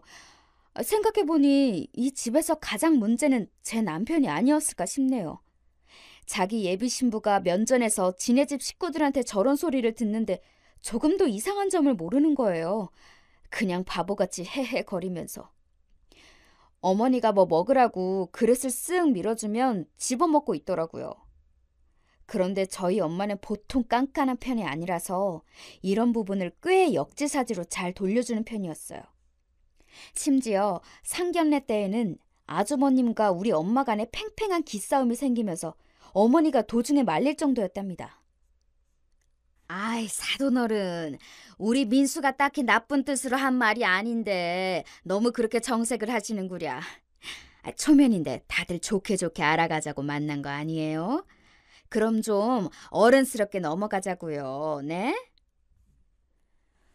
사실 우리 엄마도 초면이고 상견례 자리인데 막 싸붙일 생각은 없었겠죠. 하지만 아주버님이 보통 매너 없이 군 게 아니었거든요. 엄마도 꽤나 저희 남편을 마음에 안 들어하는 상황이었기 때문에 가리지 않고 할 말을 했어요. 어디 결혼 엎어질 거면 엎어져 봐라 하는 각오도 있었다네요. 어머 사돈, 왜 그렇게 서운하게 말씀을 하세요? 제가 아무런 이유도 없이 가만히 있다가 정색한 건 아니잖아요. 그대 큰 아드님이, 그러니까 우리 예진이 아주버님께서 말을 너무 거르지 않고 하시는 거 아니에요? 예진이 나이 먹는데 뭐 보태주신 게 있다고 자꾸 나이 많은 재수씨 얻었다고 언급을 하시냐고요. 여기가 본인 재수씨 될 사람이랑 본인 가족들만 있는 자리예요? 아니잖아요. 그 재수 씨 낳아주고 길러준 부모들과 가족들이 있는 사이에서 면전에 그러는 게 아니죠. 그리고 이런 식으로 나이 짚어가며 얘기한다면 저도 할 얘기가 많은데 한번 저부터 물꼬를 터볼까요, 사돈? 엄마는 이때 눈이 아주 이글이글해서 장난이 아니었어요. 우리 오빠도 작작하라며 엄마를 말리고 있었지만 오빠도 썩 기분이 좋진 않아 보이더군요. 하여간 엄마가 이렇게 세게 나올 줄 몰랐던지 아주버님은 그나마 주변 눈치를 보기 시작했어요. 제가 뭐 재수 씨나 어르신들 기분 나쁘시라고 그런 건 아니고요. 단지 우리 진수랑 그냥 나이 차이가 난다. 그 정도만 얘기한 거예요. 엄마는 이때 완전히 쐐기를 박아버려야겠다고 생각했는지 멈추지 않고 곧장 이어서 말을 했어요. 그런 얘기는 혼자 생각하시고 앞으로 이런 자리에서, 아니 가족들 앞에서나 우리 예진이 앞에서라도 말씀 마세요. 동생네 부부 결혼하겠다고 어른들 다 초청해서 모시는 자리에 흠을 잡는 투로 말하면 안 되죠. 내가 가만히 있었으면 계속 얘기했을 거 아니에요? 어디 몇 번이나 나이 많은 재수씨 얘기하나 내가 아주 속으로 세봤어. 무려 9번이나 얘기했어요. 9번! 10번 채우기 전에 내가 얘기한 거라고 지금. 점점 흥분하며 목소리 높아지는 엄마를 보며 참 어이없게도 우리 시부모님이나 막내 도련님은 되게 불쾌하던 표정을 짓더라고요. 면전에서 자기네 그 죽고 못 사는 장남 너무 오냐오냐 키워놔서 저렇게 똥오줌도 못 가리는 장남 야단을 치고 있으니 기분이 나빴겠죠. 엄마는 거기서 집 갖고 또 뭐라고 얘기를 했다지만 그쯤에서 아빠가 제재를 하는 바람에 어색하게 식사도 끝나고 자리를 마무리하게 되었어요. 이후로 결혼식을 올리고 아기를 낳아 돌잔치를 할 때까지 서로 얼굴을 마주할 일은 없었답니다. 엄마도 우리 어머니도 아주 기를 쓰고 서로 안 보겠다고 난리였어요. 어머니도 저한테 아주 대놓고 뭐라 하시더군요. 아니, 사람을 앞에 앉혀놓고 그렇게 무한하게 남의 집 아들을 야단치는 게 어딨어? 자기 딸만 귀하냐고. 예진이 너 똑바로 알아둬야 해. 우리 민수 말이야 아주 귀한 애라고. 애가 안 들어서 내가 그렇게 빌고 빌며 얻어낸 귀한 아들이란 말이야. 얘가 태어난 게 얼마나 복인지 알아? 얘 때문에 뒤이어 내가, 아니 이 김씨 집안이 줄줄이 아들들을 주렁주렁 얻은 거야. 네 남편 진수며 막내 윤수까지 말이야. 어떻게 그렇게 남의 집 자식을 갖다가 생무시를 하는 말을 해? 하여간 어머니는 이런 식으로 감정의 골이 깊어서 모든 근원지는 본인 아들에게 있었다는 걸 정말 눈꼽만큼도 생각하고 싶어하지 않았어요. 오죽 귀한 아들이었으니까 말이에요. 사실 결혼 전에도 이처럼 일들이 많았는데 뒤로 갈수록 점점 더 심해진다는 건 당연한 수준이 아닌가 싶어요. 결혼 생활 몇 년 하고 나니 이제 알겠더라고요. 왜 어른들이 탐탁지 않아 하고 말리는 결혼은 하면 안 되는지 말이에요. 이때 약간 사연이 있는데 이 부분은 저도 너무 창피해서 저희 엄마한테도 아주 뒤늦게 털어놓게 된 얘기예요. 다름 아니라 당시에 우리 아주버님은 만나는 여자 하나 없이 혼자였거든요. 그런데 세상에, 전 안 그래도 분주했던 제 결혼식 이후 그런 얘기를 듣게 될 줄 몰랐어요. 신혼여행까지 다녀온 뒤에 어머니를 통해서 듣게 된 얘기였답니다. 예진아, 다른 게 아니고 저기 그때 결혼식 때 말이야. 네 하계 쪽 친구들? 그쪽에 괜찮은 아가씨가 있었던 것 같더라. 그 뭐야, 너 가방순인가 뭔가 해준다고 따라다닌다는 친구 있었잖아. 나한테 인사도 깍듯하게 하던 그 아가씨 말이야. 저는 새삼 제 친구를 왜 물어보나 싶으셨어요. 뭘 맡기신 것도 아니고 그날 몇 번 얘기만 나눴을 텐데 왜 제 지인에게 관심을 갖나 했죠. 그런데 뒤에 따라온 얘기는 정말 조금의 상상도 감히 해보지 않았던 내용이었답니다. 네? 제 친구를 아주버님께 소개해달라고요? 걔를... 아니, 걔를 왜요, 어머니?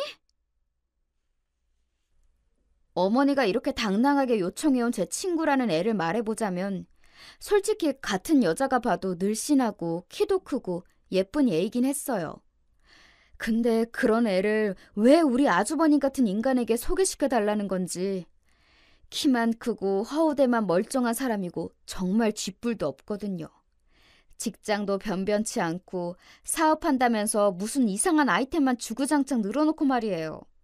어디서 여자 보는 눈은 귀신같이 있어가지고 냉큼 음흉하게 저렇게 뒤에서 자기 엄마를 시켜먹나 싶었어요.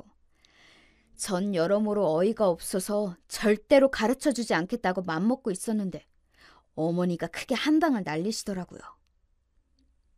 네가 연락해보고 그러지 않아도 돼. 젊은 사람들끼리 그냥 서로 알아보게 해주면 되니까 연락처만 나한테 보내줘라. 응? 아니, 그날 그렇게 같이 따라다닌 친구인데 전화번호를 왜 몰라? 내 친구들 사이에서도 내가 몇몇 그 집 자식들도 장가 보내고 그랬어. 하여간 그런 거 전혀 걱정할 거 없으니까 연락처만 나한테 문자로 보내놔라. 알았냐? 저는 도저히 안 되겠어서 거짓말까지 해보았지만 어머니는 막무가내였어요. 아이, 남자친구가 있건 없건 결혼 안 한 아가씨 아니야. 거 보기엔 너무 참하고 괜찮아서 그래. 결혼 전에야 돌다리 여기저기 다 두드려보고 그러는 거지 뭐. 이제 와서 괜히 핑계댈 생각 말고 얼른 연락처나 보내. 어머니는 제가 일순간 둘러댄 친구에게 애인이 있다는 거짓말까지 눈치를 채고서 저러시는 거예요. 결국 친구에게 사정사정하며 이래저래 마음에 안 들면 단번에 거절해버리라고 했어요. 당연히 친구가 싫다고 할 줄 알았는데 이게 또 상황이 이상하게 흘러가더라고요. 아, 그래? 니네 어머니 되게 적극적이시다. 근데 그날 뵈니까 인상이 나쁘시진 않던데. 그리고 마침 나 이전에 헤어진 남자친구 때문에 새삼 연애가 뭐고 뭔지 이제 잘 모르겠더라고. 그렇게 하나하나 다 따져본 남자들도 나중에 뒤통수 치고 사라지는데 이제는 마음을 열고 좀 너무 따지지 않아야겠다는 생각들이 들었어. 내가 너무 보수적이고 문을 닫고 있었던 것 같아. 그냥 재미삼아 나도 한번 만나보지 뭐. 요즘 기분도 싱숭생숭하고 좀 변화가 있었으면 했어. 예상외로 친구도 만나보겠다는 반응이기에 저는 무척 당황하게 되었어요. 그러면서 헷갈리기 시작하더라고요. 아니, 상황이 왜 이렇게 흘러가나? 내가 뭔가 너무 예민하게 생각했던 건가 싶어서 잠깐 주춤하게 되었어요. 일단 연락처는 넘겨두었고 각자 자기들이 알아서 하겠다 싶었죠. 그런 와중에 저도 신혼이라 한창 집 정리하고 살림이랑 직장을 병행하느라 바빴었고요. 아주머님과 제 친구의 만남이 어떻게 돼가는지는 잘 모르고 있었어요. 그런데 나중에 또 어머니로부터 전화가 걸려온 거예요. 설마 했는데 혹시가 역시가 되어버렸더군요. 아이고, 예진아. 지금 둘이 잘 만난단다. 어제도 둘이 만났다고 사진 찍어서 보냈더라. 아주 벌써 예비 며느리감이 된 기분이야. 아니, 나한테 먹어보라면서 백화점에서 케이크까지 사서 보낸 거 있지? 하여간 경우가 너무 바르고 잘 큰 집 딸이란 게 느껴져. 가정교육을 제대로 된 부모한테 제대로 받은 게지.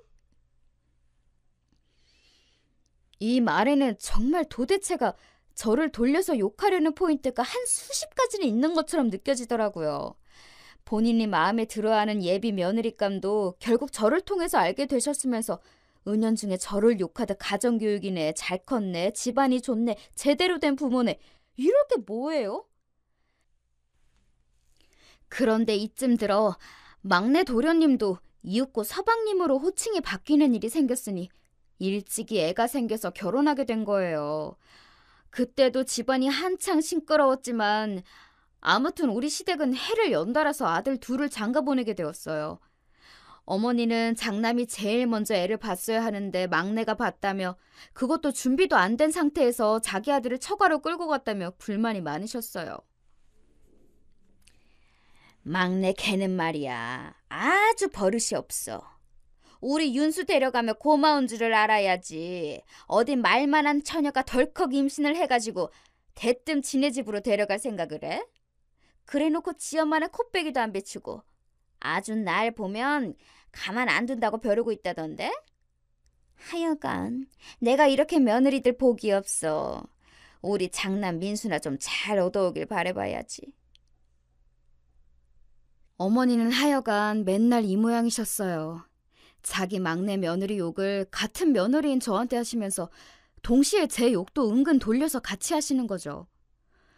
그러면 솔직히 제가 뭔 맘으로 동조를 하고 어머니 원망을 들어드리겠나요? 듣다가 너무 짜증이 나서 전화를 대충 끊어버렸답니다. 그런데 우리 막내 동서는 성격이 보통 아니더라고요. 상견례도 안 하겠다고 하고 해서 결혼식 때 잠깐 보긴 했는데 우리 어머니한테 엄청 으르렁거리는 거예요. 근데 나중에 사정을 들어보니 충분히 화낼 만한 사유가 있기도 했어요. 이건 제가 동서랑 개인적 친분은 없지만 저희 남편 통해서 들었답니다. 이건 내가 봐도 좀 우리 엄마 편들기가 그래. 엄마가 재수 씨네 집이랑 다 같이 잠깐 본 적이 있나 봐. 근데 그때 엄마가 재수 씨 뱃속에 애가 윤수애라는 보장이 어딨냐고 유전자 검사해오라고 막 그랬나 봐. 그러니까 저쪽 처가 어른들이 불같이 화를 내고. 아휴, 엄마는 정말 못 말려. 아무리 화가 나도 겉으로 할 말이 있고 안 할 말이 있는데 저렇게 꼭 화를 불러들인다니까. 재수 씨도 임신 중에 아직 결혼도 안 했는데 예비 시어머니한테 저런 말을 들은 거 아니야. 그러니 엄마한테 당연히 감정이 안 좋겠지. 이 말을 들으면서 제가 제일 먼저 떠올랐던 생각은 동서에 대한 어떤 공감 가는 감정도 있었지만 우리 남편에 대한 어이없음이었답니다. 저렇게 남의 집 가정이나 남을 대하는 자기 엄마의 모습은 잘 알면서 왜 자기 와이프한테 함부로 하는 엄마 모습은 모르는 걸까요? 시간이 한참 지나 생각해보니 모르는 건 아니고 그냥 모른 척 하고 싶었던 것 같아요. 그래야 자기가 좀 숨을 쉬고 살 수 있으니까요. 암튼 저도 신혼 때를 얼마 지나지 않아서 임신을 하게 되었고요. 그래도 동선애가 일찍 애를 낳았고 이후에 제가 출산을 하게 되었어요. 어찌어찌 손주까지는 그래도 어머니가 바라던 성별로 되어서 모두 아들들을 낳게 되었답니다. 그 부분 하나는 아주 만족스러우셨던 것 같아요. 단 한 가지, 장남이 장가를 못 간 것만 빼고 말이에요. 여기서 의아하신 분들이 있으실 수도 있는데 앞서 제 친구랑 아주버님이 만난다고 했잖아요. 그런데 왜 장가를 못 갔다는 건지 이해가 안 되실 수도 있을 거예요. 결론부터 말하자면 이 둘은 만난 지 1년도 안 되어서 헤어지고 말았어요. 그것도 무려 결혼하겠다고 예식장까지 잡아두고 그 한 달 전에 말이죠. 아주버님도 그렇고 제 친구도 그렇고 둘 다 결혼을 빨리 하고 싶어 할 정도로 엄청 가까워졌던 모양이에요. 전 둘이 만난 지 얼마나 됐다고 결혼한다고 해대길래 모든 게 정말 너무 성급하다 싶었죠. 게다가 아주버님은 절 보기 좀 민망스러웠던지 전혀 제 앞에 나타나지 않았고 가끔 제가 시댁에 들려도 제 목소리를 들으면 나와보지도 않았어요. 그래도 둘이 잘 만난다길래 그런가 보다 했고 어머니를 통해서 그리고 친구를 통해서 소식을 가끔 듣곤 했답니다. 그러다가 청첩장과 예식장 대관 등 본격적인 얘기가 나오니까 한편으론 정말 제 친구가 제 형님이 되는 건가 싶어 희한하더군요. 궁금해하던 차에 친구한테 갑작스레 전화가 걸려온 거예요. 예진아, 나 너한테 상담할 게 있어. 내가 예민한 건가 싶은데 솔직히 이런 경우가 말이 된다고 생각해? 뭔데 그래? 혹시 아주버님 얘기는 아니지? 무슨 일이 있어? 그게 맞아. 민수 씨 얘기야. 나 지금 좀 혼란스러워. 친구 입으로 우리 아주버님의 본명을 이렇게 들으니 좀 새삼스럽기도 했지만 아무튼 둘이 연애를 한다고 한 이래 처음으로 본격적으로 저와 친구는 단 둘이 만나서 얘기를 나누게 되었어요. 저도 우리 시댁 가족의 이야기니 조심스러워 따로 묻지 않았고 있었는데 친구가 먼저 이런저런 말들을 꺼냈어요. 근데 듣고 있다 보니 이거 제가 결혼을 말려야지 안 되겠더라고요. 있잖아. 글쎄 민수 씨가 나보고 자기 친구들이랑 해외여행을 다녀온다는 거야. 이제 결혼하면 자기는 가정에 충실할 거니까 친구들이랑 다 같이 여행 가려면 이번밖에 시간이 안 된다나? 사실 이 말을 들으면서부터 어째 안 좋은 예감이 들려오긴 했지만 참고 들어보았답니다. 그리고 역시는 역시였다는 것을 재차 확인하게 되었어요. 처음엔 나도 친구들이랑 간다고 해서 그런가 했어. 그런데 얼마 전에 민수 씨 친구들 소개받아서 같이 밥을 먹었거든. 그때 같이 나온 여자가 있는 거야. 둘이 유독 되게 친해 보이더라. 그런데 세상에 알고 보니까 그 친구도 같이 껴서 해외여행을 가는 거였어. 심지어 남자 셋에 여자 셋 이렇게 해외여행을 간다는 거야. 그것도 3박 4일을 말이지. 너라면 허락해줄 수 있겠어? 대학 동기라고 하고 정말 아무것도 아닌 사이들이라고 하는데 뭐하러 그렇게까지 해서 가야 되는 거야? 그중 2명이나 각각 결혼 예정이라는데 그런 걸 다들 예비 배우자들이 허락해주는지도 모르겠어. 내가 이상한 거야? 여기까지 듣고 보니 정말 어쩜 안에서 새는 바가지 밖에서 샌다고 사람이 왜 이리 한결같은가 싶더라고요. 역시나 아주버님은 바람직한 인간이 아니었어요. 결혼 전에 저런 문제로 자기 예비 신부를 이렇게 머리 아프게 해서는 안 되는 거잖아요. 반대로 자기 여자가 다른 남자와 만나는 것에는 아주 극도록 예민해 한다는 거예요. 나는 민수 씨 이해가 안 되는 게 그러면서 내가 따로 직장 동료랑 밥을 먹는다든지 아는 오빠와 언니들과 잠깐 만나는 것도 납득을 못해. 다수로 만나는 거고 어릴 때부터 알아온 사람이고 그 자리에도 같이 데려가서 소개했거든. 근데도 내내 얼굴도 화가 나 있고 심통이 그득한 거야. 나중에 그 분위기 무마시키고 내 지인들한테 설명하느라 얼마나 힘들었는지 몰라. 나 정말 여러모로 지치는 것 같고 이 해외여행 얘기까지 나오니까 좀 한계야. 이 결혼하는 게 맞을까? 여기까지 왔으면 이미 친구도 어느 정도 결론은 냈다 싶더라고요. 누군가 방아쇠를 당겨줄기 바라는 게 아닌가 싶었어요. 저도 더 볼 것도 없이 친구한테 할 말을 정확히 했답니다. 친구는 제 말을 듣는 내내 엄청 놀랐는지 점점 눈이 커지더라고요. 수영아, 우리 아주버님이라곤 하지만 나는 아닌 건 아니라고 봐. 일단 나는 내 남자가 결혼 전에 그런 구성으로 그리고 이성인지 친구인지 확실치도 않은 사람들끼리 해외로 여행 다니고 그런 거 용납 못해. 그걸 이해해주길 바라는 건 욕심인 거지. 자기는 아직 이성들이랑 더 꽁냥꽁냥하게 놀고 싶은 거잖아. 그게 잘잘못을 떠나 너랑 아주버님은 가치관이 안 맞는 거야. 근데 결혼 전에도 안 맞는데 결혼 후에는? 더 심각해지고 그땐 고민할 장애물들이 더 늘어나. 그냥 단도직입적으로 말할게. 너 우리 아주버님이랑 안 만나는 게 좋겠어. 지금이라도 늦지 않았으니까 잘 생각해봐. 제 말을 다 들은 친구는 생각보다 이렇게 상황을 극단적으로 정리해줄 줄은 몰랐던 것 같아요. 그래도 어떡하겠어요. 아닌 건 아니라고 말끔하게 정리를 해줘야 한다고 생각해요, 전. 둘이 만나게 하는 것까진 못 말렸지만 결혼은 정말 엄연히 제 책임이 있다고 생각하거든요. 친구는 그 자리에서 바로 답하진 않았지만 좀 더 생각해 보겠다며 말끝을 흐렸고요. 시간이 지나서 이 또한 저희 어머니를 통해서 결과를 듣게 되었답니다. 전화를 받자마자 어머니는 아주 주구장창 소리를 질러대시더라고요. 아무튼 이놈의 전화가 문제였어요.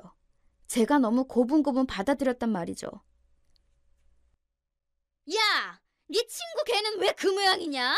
아주 경우가 없어. 아주 싸가지가 없다고. 결혼하겠다고 일을 이렇게 벌려놓고 갑자기 결혼을 못해? 약 올리면서 깍꿍하는 것도 아니고 이게 뭐야? 청첩장도 다 찍어둘 예정이었고 얼마 전엔 집안 친척들까지 다 돌면서 인사드리더니 이게 못하는 짓거리냐고. 아이고, 가슴에서 내가 천불이 나네, 천불이. 일단 저는 심호흡을 크게 하고 그냥 듣고는 있었어요. 워낙에 자기 자식만 귀하고 남 잘못은 모르는 분이라지만 그래도 이번엔 저도 좀 화가 많이 나더라고요. 자기 아들이 잘못한 내용은 쏙 빼놓고 제 친구 욕만 하시니까요. 그래도 일단은 들어드렸어요.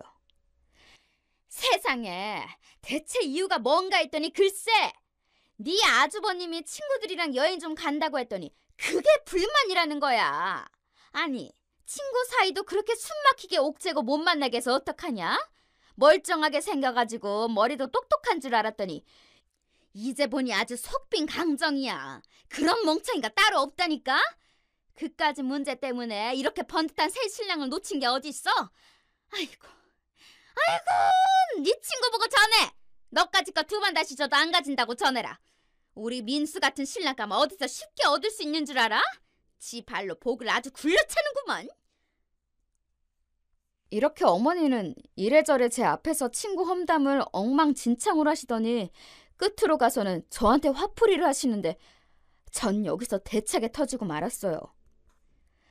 하여간 네가 문제야. 어디서 그런 걸 신부감이라고 소개를 시켜?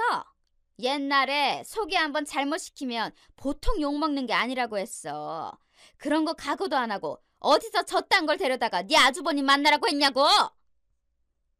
어머니, 제가 제 친구 소개시켜드렸나요? 저는 전혀 모르고 있던 상황이었잖아요. 그런 거 안 한다고 했는데도 어머니가 끝까지 연락처 달라고 하시고 둘이 만나게 하셨고 또 둘이 잘 만날 때에는 좋다고 하시더니 왜 이제 저한테 화를 내세요? 어머니는 여기까지는 듣고서 조금 깨갱하시는 것 같더니 제가 반박해서 뭐라고 하니까 그땐 저를 막 몰아세우시더라고요. 그리고 제가 얘기 들어보니까 아주버님이 잘못하시긴 하셨던데요. 결혼 전에 예비 신랑이 여자들이랑 짝 맞춰서 해외여행을 며칠씩이나 놀러 간다는데 어떤 여자가 좋아하나요? 그러면서 제 친구가 지인들 만나러 다니는 건 그렇게 눈에 불을 켜고 감시하러 다니신다고 하고 당연히 둘이 부딪힐 수밖에 없잖아요. 뭐야? 그럼 너는 지금 네 아주버님이 잘못했다는 거야? 네 아주버님 탓하는 거냐고? 그 와중에 꿋꿋하게 본인 장남에게 호칭 맞춰가면서 저를 야단치려는 어머니에게 정말 여러모로 질려버렸어요. 대체 왜 이렇게까지 해야 하는 걸까요? 아무튼 이렇게 얘기는 끝나버렸고 아주버님은 그 뒤로 공연히 저랑 마주치면 되도 않는 시비를 걸어대는 거예요. 명절 때에도 머리는 까치집을 하고 추리닝 바람으로 굴러다니면서 씻지도 않고 면도도 안 한 모양새를 하고 있더군요. 암만 그래도 나이가 40대인데 얼마나 철이 없는 건지. 동생네 부부가 왔으면 제대로 씻고 눈곱이라도 떼고 있어야죠. 아주 보기 안 좋은 모양새를 하고는 저한테 이래저래 훈수를 두는 거예요. 재수씨, 거 전날부터 와서 엄마 좀 도와줘요. 우리 엄마 나이가 70인데 저렇게 혼자 부엌에서 허리 수그리고 뭐 하는 거냐고. 잡채랑 전이랑 이런 거 미리미리 좀 해오면 좋잖아요. 저도 웬만하면 그냥 무시하겠지만 여간 감정이 안 좋은 상태였기 때문에 웃으면서 받아쳤어요. 어머, 전 어머님 힘드시지 말라고 일부러 집에서 잡채랑 점도 다 해온 거예요. 그리고 그렇게 걱정이 되시면 아주버님이 어머니 좀 도와주시지 그랬어요. 제가 봐도 어머니 너무 안쓰러워요. 그랬더니 인상을 훅 쓰더니 휙 돌아가지고서는 지 방으로 들어가 버리더라고요. 아니 무슨 고등학생 아들도 아니고 뭐 하는 짓인지 모르겠어요. 이때 어머니도 약간 신경이 곤두서 있으셨는데 그 큰 이유는 바로 동서 때문이었어요. 걔는 참 성격도 이상해. 도대체 결혼한 애가 왜 시댁에 들락날락할 생각을 안 하는 거야? 그리고 지는 안 온다고 치자고. 왜 신랑은 못 가게 하는 건데? 우리랑 무슨 왼수졌냐? 내가 아주 기가 막혀서 못 참겠어. 어제만 해도 진짜 화병 나서 죽겠더라니까? 뭔 죄를 지었다고 이렇게 하는 일마다 꼬이는 건지 아주 성질나서 못 참겠어. 어머니는 줄줄 이렇게 읊어대시더니 이후에 갑자기 저한테 폭탄 돌리기를 하시더라고요. 그나마 꾸준하게 시댁에 들리고 있는 며느리까지 안 와야 정신을 차리시겠나 봐요. 예, 네가 한번 막내네 전화 좀 해봐. 전화해서 네 동서한테 명절이니까 시댁도 좀 오라고 하고 재촉 좀 해보라고. 그런 건 같은 며느리들끼리 말해야 알아먹는 거야. 그래도 네가 손윗 사람이니까 전화해서 야단도 치고 좀 해봐라. 내가 하면 다 안 온다고 도망갈까 봐 무서워서 하지도 못하고 이게 뭐냐? 왜 불똥이 저한테 티나 해서 좀 황당해하던 중 어머니는 급기야 불을 지르시는 거 있죠? 아이, 따지고 보면 너도 잘못이야. 네 동서가 저렇게 명절에 안 오고 나한테 버릇없이 굴고 있잖아? 너가 명색이 큰 며느리고 이 집안 가풍을 알면 진작에 길을 눌렀어야지. 어디서 시댁에 코빼기도 안 내비추냐고 진작 잡았어야 했어. 그래야 제가 너 무서워서라도 당장 기어왔겠지. 어머니, 왜 불똥이 저한테 튀는 거예요? 왜 제가 책임을 져야 하는데요? 동서랑 어머니 사이에 무슨 잘못을 했다고 그러세요? 얘기가 이렇게 확장되고 있는데도 남편은 자기네 본가 거실에 누워서 잠들어 있고 일어날 생각도 안 하고 있고 분위기는 나빠졌어요. 우리 어머니는 정말 얄미운 게 이렇게 분위기가 나빠지면 금방 없었던 일처럼 얘기를 대충 끝내셔요. 아야, 됐어. 이제 너까지 나한테 그러냐? 내가 진짜 서러워서 못 살겠다. 얼른 밥들이나 먹고 각자 집으로 가! 정말 하나부터 열까지는 남의 탓으로 돌려서 도통 본인에 대해선 조금 더 반성할 줄 모르는 병에 걸리신 것 같아요. 어쩜 저렇게 이기적이고 멋대로이신지 숨이 갑갑해지더군요. 그날 저도 좀 답답하고 돌아오는 길 동서한테 전화해봤는데 동서는 외려 이런저런 바보 취급하더라고요. 형님, 저는 시댁 갈 생각이 조금 더 없어요. 전에도 그랬고 오늘도 그렇고 앞으로도 절대 안 가요. 그것 때문에 전화하신 거면 할 말이 없어요. 아니, 동서, 그런 건 아니고 그냥 왜 안 왔는지 물어봤어. 음식한 것도 있고 조금 갖다 줄까 해서.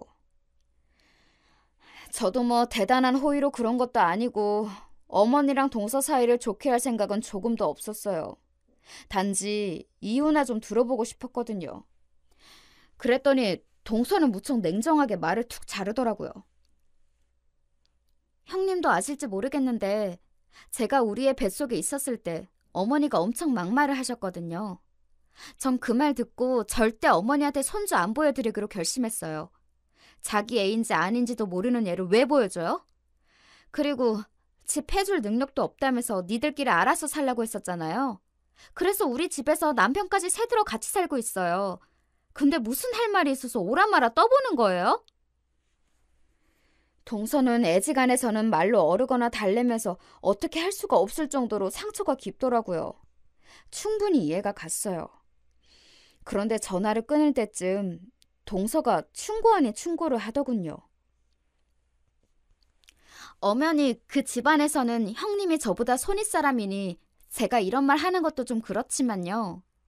형님도 잘 생각해 보시는 게 좋을 거예요. 보아하니 저한테 이런 식으로 하는 어머니가 형님이라고 딱히 잘해주실 것 같진 않거든요. 언제까지 그렇게 어머니한테 끌려다니고 착한 며느리 행세하시고 사실 거예요? 그거 누가 알아줘요? 나라에서 상 줘요? 돈 줘요? 동서의 말은 상당히 격앙되어 있긴 했지만 이 말은 저를 무척 무겁게 눌러오더라고요. 그때야 대충 얘기를 끝냈고 이후로도 우리는 전화 한 통 하지 않았어요. 하지만 동서의 저 마지막 말은 한참 시간이 지난 뒤 제가 뼈저리게 공감하며 모든 걸 다 내던질 때 선명하게 떠올랐답니다. 당시엔 아무리 그래도 그렇지 저 말이 좀 심하다고 생각했는데요. 제가 그 말을 그대로 하게 될 줄 누가 알았나요? 저는 정말 얼굴에 온 핏대가 다 곤두세워진 상태로 어머니한테 아주 노발대발 소리를 질렀어요. 제가 왜요? 저한테 뭘 바라시는 건데요? 진짜 제정신이세요? 맨날 어머니 멋대로 질러놓으시고 왜 제가 그걸 다 업고 가야 되냐고요? 막말로 나라에서 상을 줘요? 돈을 줘요? 전 그렇게 못 살아요. 어머니 며느리 노래 때려칠 테니까 그렇게 하세요. 이렇게 끝도 없이 내지르는 소리에 어머니는 그대로 주저앉아서 몸을 파르르 떨으시고 그 모습을 아버님이 아주 비장하게 보시더군요. 그러면서 어머니를 감싸 안으시더니 저를 엄청나게 원망스러운 눈빛으로 쳐다보셨어요. 하지만 전 조금도 흔들림이 없었고 온몸이 떨려오더라고요. 동서가 어머니를 단절한 것을 보고 이해는 가면서도 저렇게까지 할 필요가 있나 생각했던 제가 그 누구보다 더 격렬하게 분노하며 저런 소리를 쏟아내게 된 데에는 이유가 있어요. 그것은 다름 아닌 저와 약간 양숙이라고 해도 틀린 말이 아닌 아주버님 때문이거든요. 아주버님은 안 그래도 저에게 감정이 좋지 않았던 차에 저에게 완전히 민폐를 끼쳐버리는 행동을 하게 되었거든요. 이때도 역시나 본인이 직접 우리에게 전달하지 않고 어머니를 통해서 전달해 왔어요. 어머니, 그건 말도 안 돼요. 저희가 그런 돈이 어디 있어요. 무슨 말도 안 되는 그런 아이템을 갖고 와서 사업을 한다는 거예요. 저희 남편 멀쩡히 직장 다니고 저도 다닌다지만 애기도 저희 엄마가 봐주고 계세요. 간신히 집 대출도 갚아가고 있는데 어떻게 그런 돈을 대라는 말씀이세요? 이날 어머니는 저한테 전화해서는 아주버님이 뭔 가짠치도 않은 사업을 시작하게 되었다고 하는 거예요. 민수 걔가 어릴 때부터 머리가 비상했어. 자고로 장남이 잘 되어야 해. 내가 볼 때 진수나 윤수 저렇게 시원찮게 사는 걸 보면 다 자기 형이 지금 잘 안 풀려서야. 그렇다고 뭐 하던 일 때려치고 형 도우라는 게 아니잖아. 다들 돈 좀 얼마씩 보태라고. 그리고 내가 딱 보니까 윤수네는 전화도 안 받는 게 거긴 틀려먹었어. 그러니까 니네가 좀 얼마 보태서 내라. 응? 다 내라는 게 아니야. 우리도 얼마 보태주기로 했어. 너네도 너무 무리할 것 없고 어차피 지금도 다 대출 아니야? 거기 좀 더 받아오라는 거야, 내 말은. 이렇게 어처구니 없이 말을 이어가고 있으니 저라고 성질이 나지 않겠나요? 뭐 적당히 알아들을 만한 말을 해야 저도 넘어가죠. 지금 저희 살고 있는 집도 대출금 만만치 않다니까요. 사업하고 싶으면 본인이 노동을 직접 해서 벌어서 하라고 하세요. 왜 부모님이며 동생 가족들까지 다 끌어들여서 돈을 갖다 쓴다는 거예요?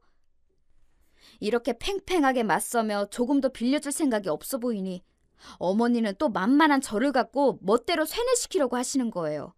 모든 게 제 잘못이라나요? 너는 얘가 말본세가 아주 못됐어. 아무리 그래도 네 아주버님이야. 네 남편 형이고 네 시댁 장남이라고. 어디서 그렇게 무시하듯이 말을 함부로 해? 네가 그렇게 무시해도 좋을 그릇이 아니라고. 전 다 귀찮고 싫어져서 생각나는 대로 대충 말을 했는데 이후에 이게 어마어마한 결과를 갖고 올 줄 몰랐던 거예요. 전 모르겠어요. 어머니가 알아서 하시고요. 거기에서 저희 집은 빠질게요.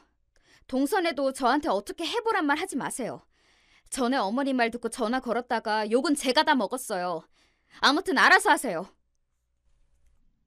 그렇게 전화를 툭 하고 끊어버리고는 속에서 정말 열불철불이 올라오는 걸 참았다니까요.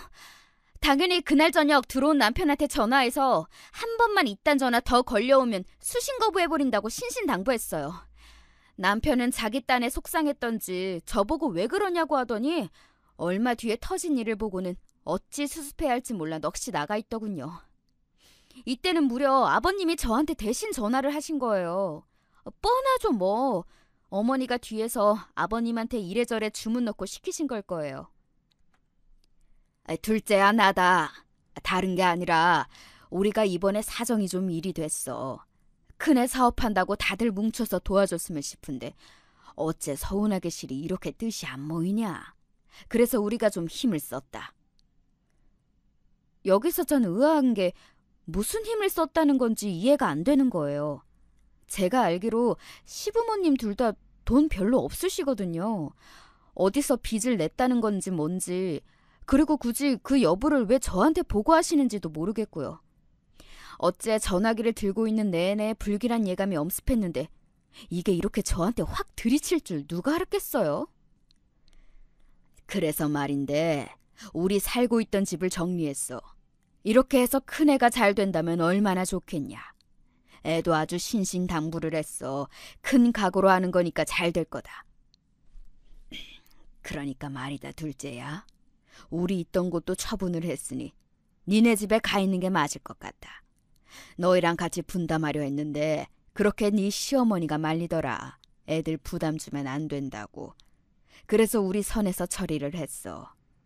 우리도 이렇게 힘을 썼으니 마무리라도 너희가 자식된 도리를 해줘야 하지 않겠냐?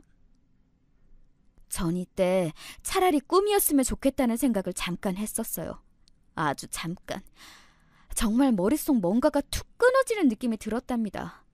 내가 뭘 들은 건지 차라리 이게 지나가는 옆집 아저씨가 어디 전화를 잘못 건 내용을 우연히 들은 거라면 좋을 텐데 별 생각이 머릿속에서 어지럽게 마구 흘러가더라고요. 그리고 이렇게 결론을 다 전했다 싶어서 다행이라 생각했는지 몰라도 이쯤에서부터 어머니가 냅다 전화를 바꿔치기 해서는 말하시는 거예요. 제정신이 아닌 상태로 어리 나가 있는 저에게 말이죠. 예, 너 다 들었지?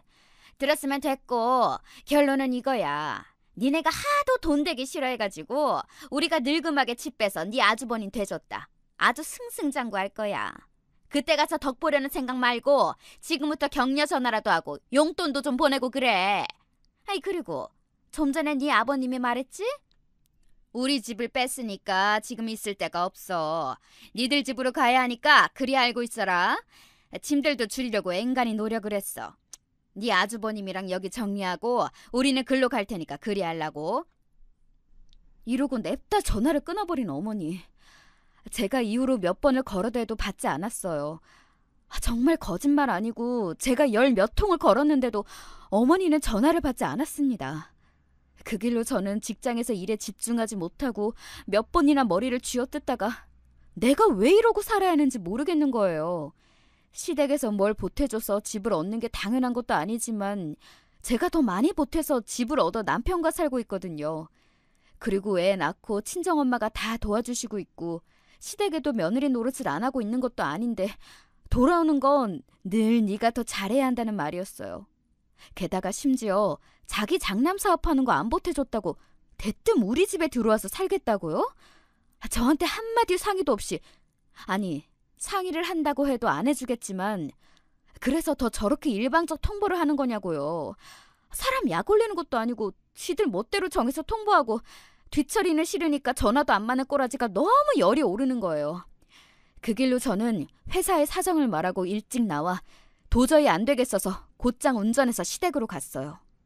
역시나 집을 정리하고 있는 분위기가 여실히 느껴지고 어머니는 제가 이렇게 달려올 거란 상상도 못했는지 엄청 크게 놀라시더군요. 둘째 너 왜 연락도 안 하고 오냐? 저기 이러면서 우물쭈물 대시고 그 뒤에는 같이 짐을 정리하다 놀란 꺼벙한 눈의 아주버님까지 보이더군요. 저는 숨을 거칠게 몰아쉬며 말했어요. 정말 운전해서 가는 내내 마음속에 담아두었던 모든 분노를 그대로 토해내버렸습니다. 어머니, 저희 집에 오지 마세요. 오시지 마시라고요. 제 말에 어머니는 처음엔 당황한 듯 하더니 이내 원래의 그 짜증스러운 얼굴로 돌변해서는 마구 성질을 냈어요. 뭐야? 뭐라고 했냐 너 지금? 이 말에 옆에 있던 아주버님도 모자를 벗어들더니 인상을 험악하게 짓는 거예요.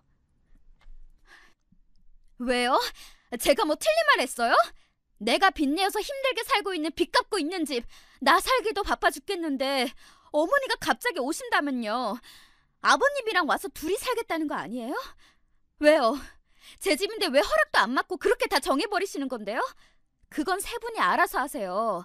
아주버님이 모시면 되잖아요. 아니, 부모님 살고 있는 집까지 정리할 정도로 억대의 돈을 받아가면서 거처도 안 정해드리고 뭐 하는 건데요? 그러자 아주버님은 거기다 대고 똑같이 성질을 내는 거예요. 하여간 그 엄마의 그 아들이더라고요. 뭐라고요? 재수씨가 뭔데 지금 이래라 저래라 해요. 그거 너무 선 넘는 참견 아니에요? 저도 지지 않고 마구 싸대었어요. 이젠 그런 걸 가릴 때가 아니니까요. 제가 뭘 먹이는요.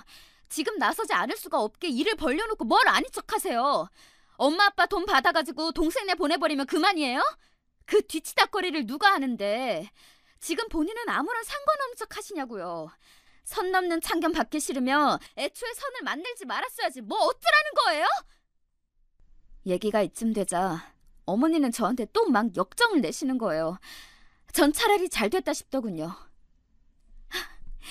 그럼 잘난 장남한테 같이 껴서 사시면 되잖아요. 왜 어머니랑 어머니 아들 사이에 우리가 껴야 하는데요? 막말로 그렇게 살면 누가 알아주나요? 누구만 좋은 건데요?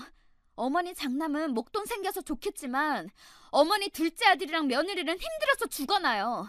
아주 셋이 사는 거 빚 갚기도 힘들어 죽겠는데요. 5 식구?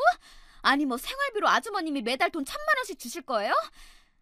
됐고요. 저는 못해요. 그 노릇 안 해요.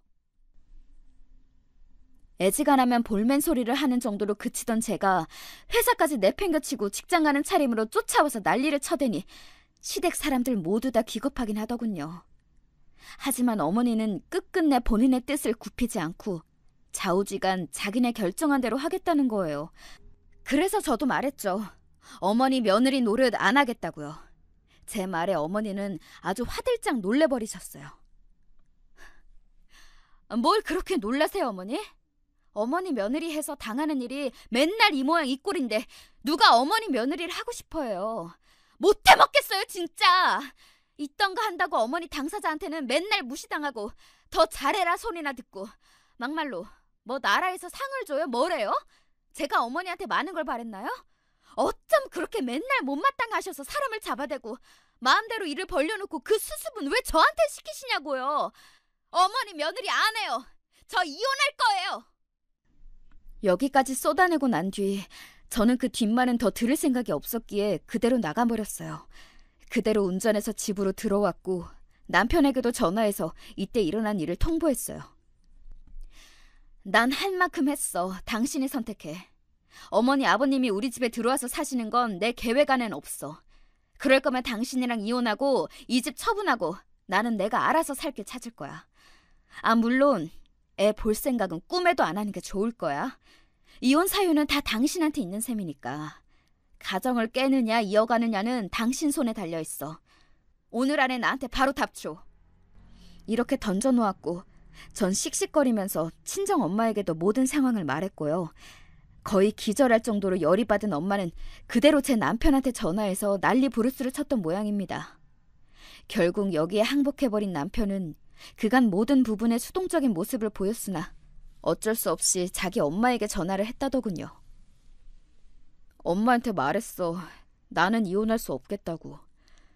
그래서 일단 엄마 울고불고 난리도 아니야. 엄마는 한 번만 더 생각해달라는데 나도 어렵다고 말했어. 아무튼 당신은 더 신경 안 써도 돼. 그렇게 말하는 남편도 본인이 꽤 굴욕적인 입장이라 생각했는지 표정이 엄청나게 어둡더군요. 하여간 이후로 시부모님과 아주버님은 좁아터진 원룸으로 들어갔고요. 셋이서 그 조그만 5평짜리 방에 살면서 지지고 볶고 싸우고 난리도 아니라는 후문이 들려오고 있어요. 벌써 몇 번이나 남편이 거기 불려갔었거든요. 그 꼴을 우리 집에서 봤을 생각하니 아니죠. 어머니가 우리 집에 있으면서 얼마나 거드름을 피워가며 절 부려먹었을 생각하니 기도 안 차요. 있어서는 안 될 일이고 끔찍한 일이죠. 본인이 자기 자식 뒤 닦아준다고 일을 벌려놓고 왜 그걸 남의 자식한테 가서 해결 보려고 해요? 저희 엄마가 직접 어머니 찾아가서 온갖 욕을 퍼붓겠다는 걸 저랑 남편이 같이 엎드려 빌며 말렸고요. 저는 이혼을 엄포한 뒤로는 어머니랑 연락도 안 해요. 이렇게 간단해지는 일일 줄 몰라서 한편으론 참 너무 허무하기도 하고 서글프네요. 어머니가 짠해서라기보다는 그냥 인간관계의 한 측면으로 볼 때 그렇다는 얘기예요. 왜 사정을 이 지경까지 만들어 놓고서도 자기 잘못이 뭔지도 모르고 말년에 자식들한테 다 버림받고 저렇게 사시는지 모르겠다는 거죠. 와중에 저보고 너도 늙어봐라. 너는 시애미가 안 될 줄 아냐고 생각하실 분들도 계실 것 같은데요. 오해하지 마셨으면 좋겠어요. 저는 자식한테 나중에 신세짐에서 살지 않기 위해 열심히 벌어서 살고 있고요. 행여 신세를 진다고 해도 저렇게 몰상식하게 인격을 깔아뭉개면서 제 무덤 파는 일은 안 합니다. 자식들이라고 생각이 없을까요? 자기를 저렇게 인격적으로 지지겨대고 함부로 구는 어른한테 단지 자기보다 나이가 많다는 이유만으로 순종하고 싶어하는 자식은, 아니, 그냥 그런 인간 자체는 없을 거라고 생각해요. 남편이 수시로 어머니와 통화하고 괴로워하는 걸 보면 그냥 여전히 개벌은 남 못 주고 힘들게 사신다 싶네요. 전 더 상관하지 않으렵니다. 그럼 여기까지. 저의 속 터지는 사연을 들어주셔서 감사해요.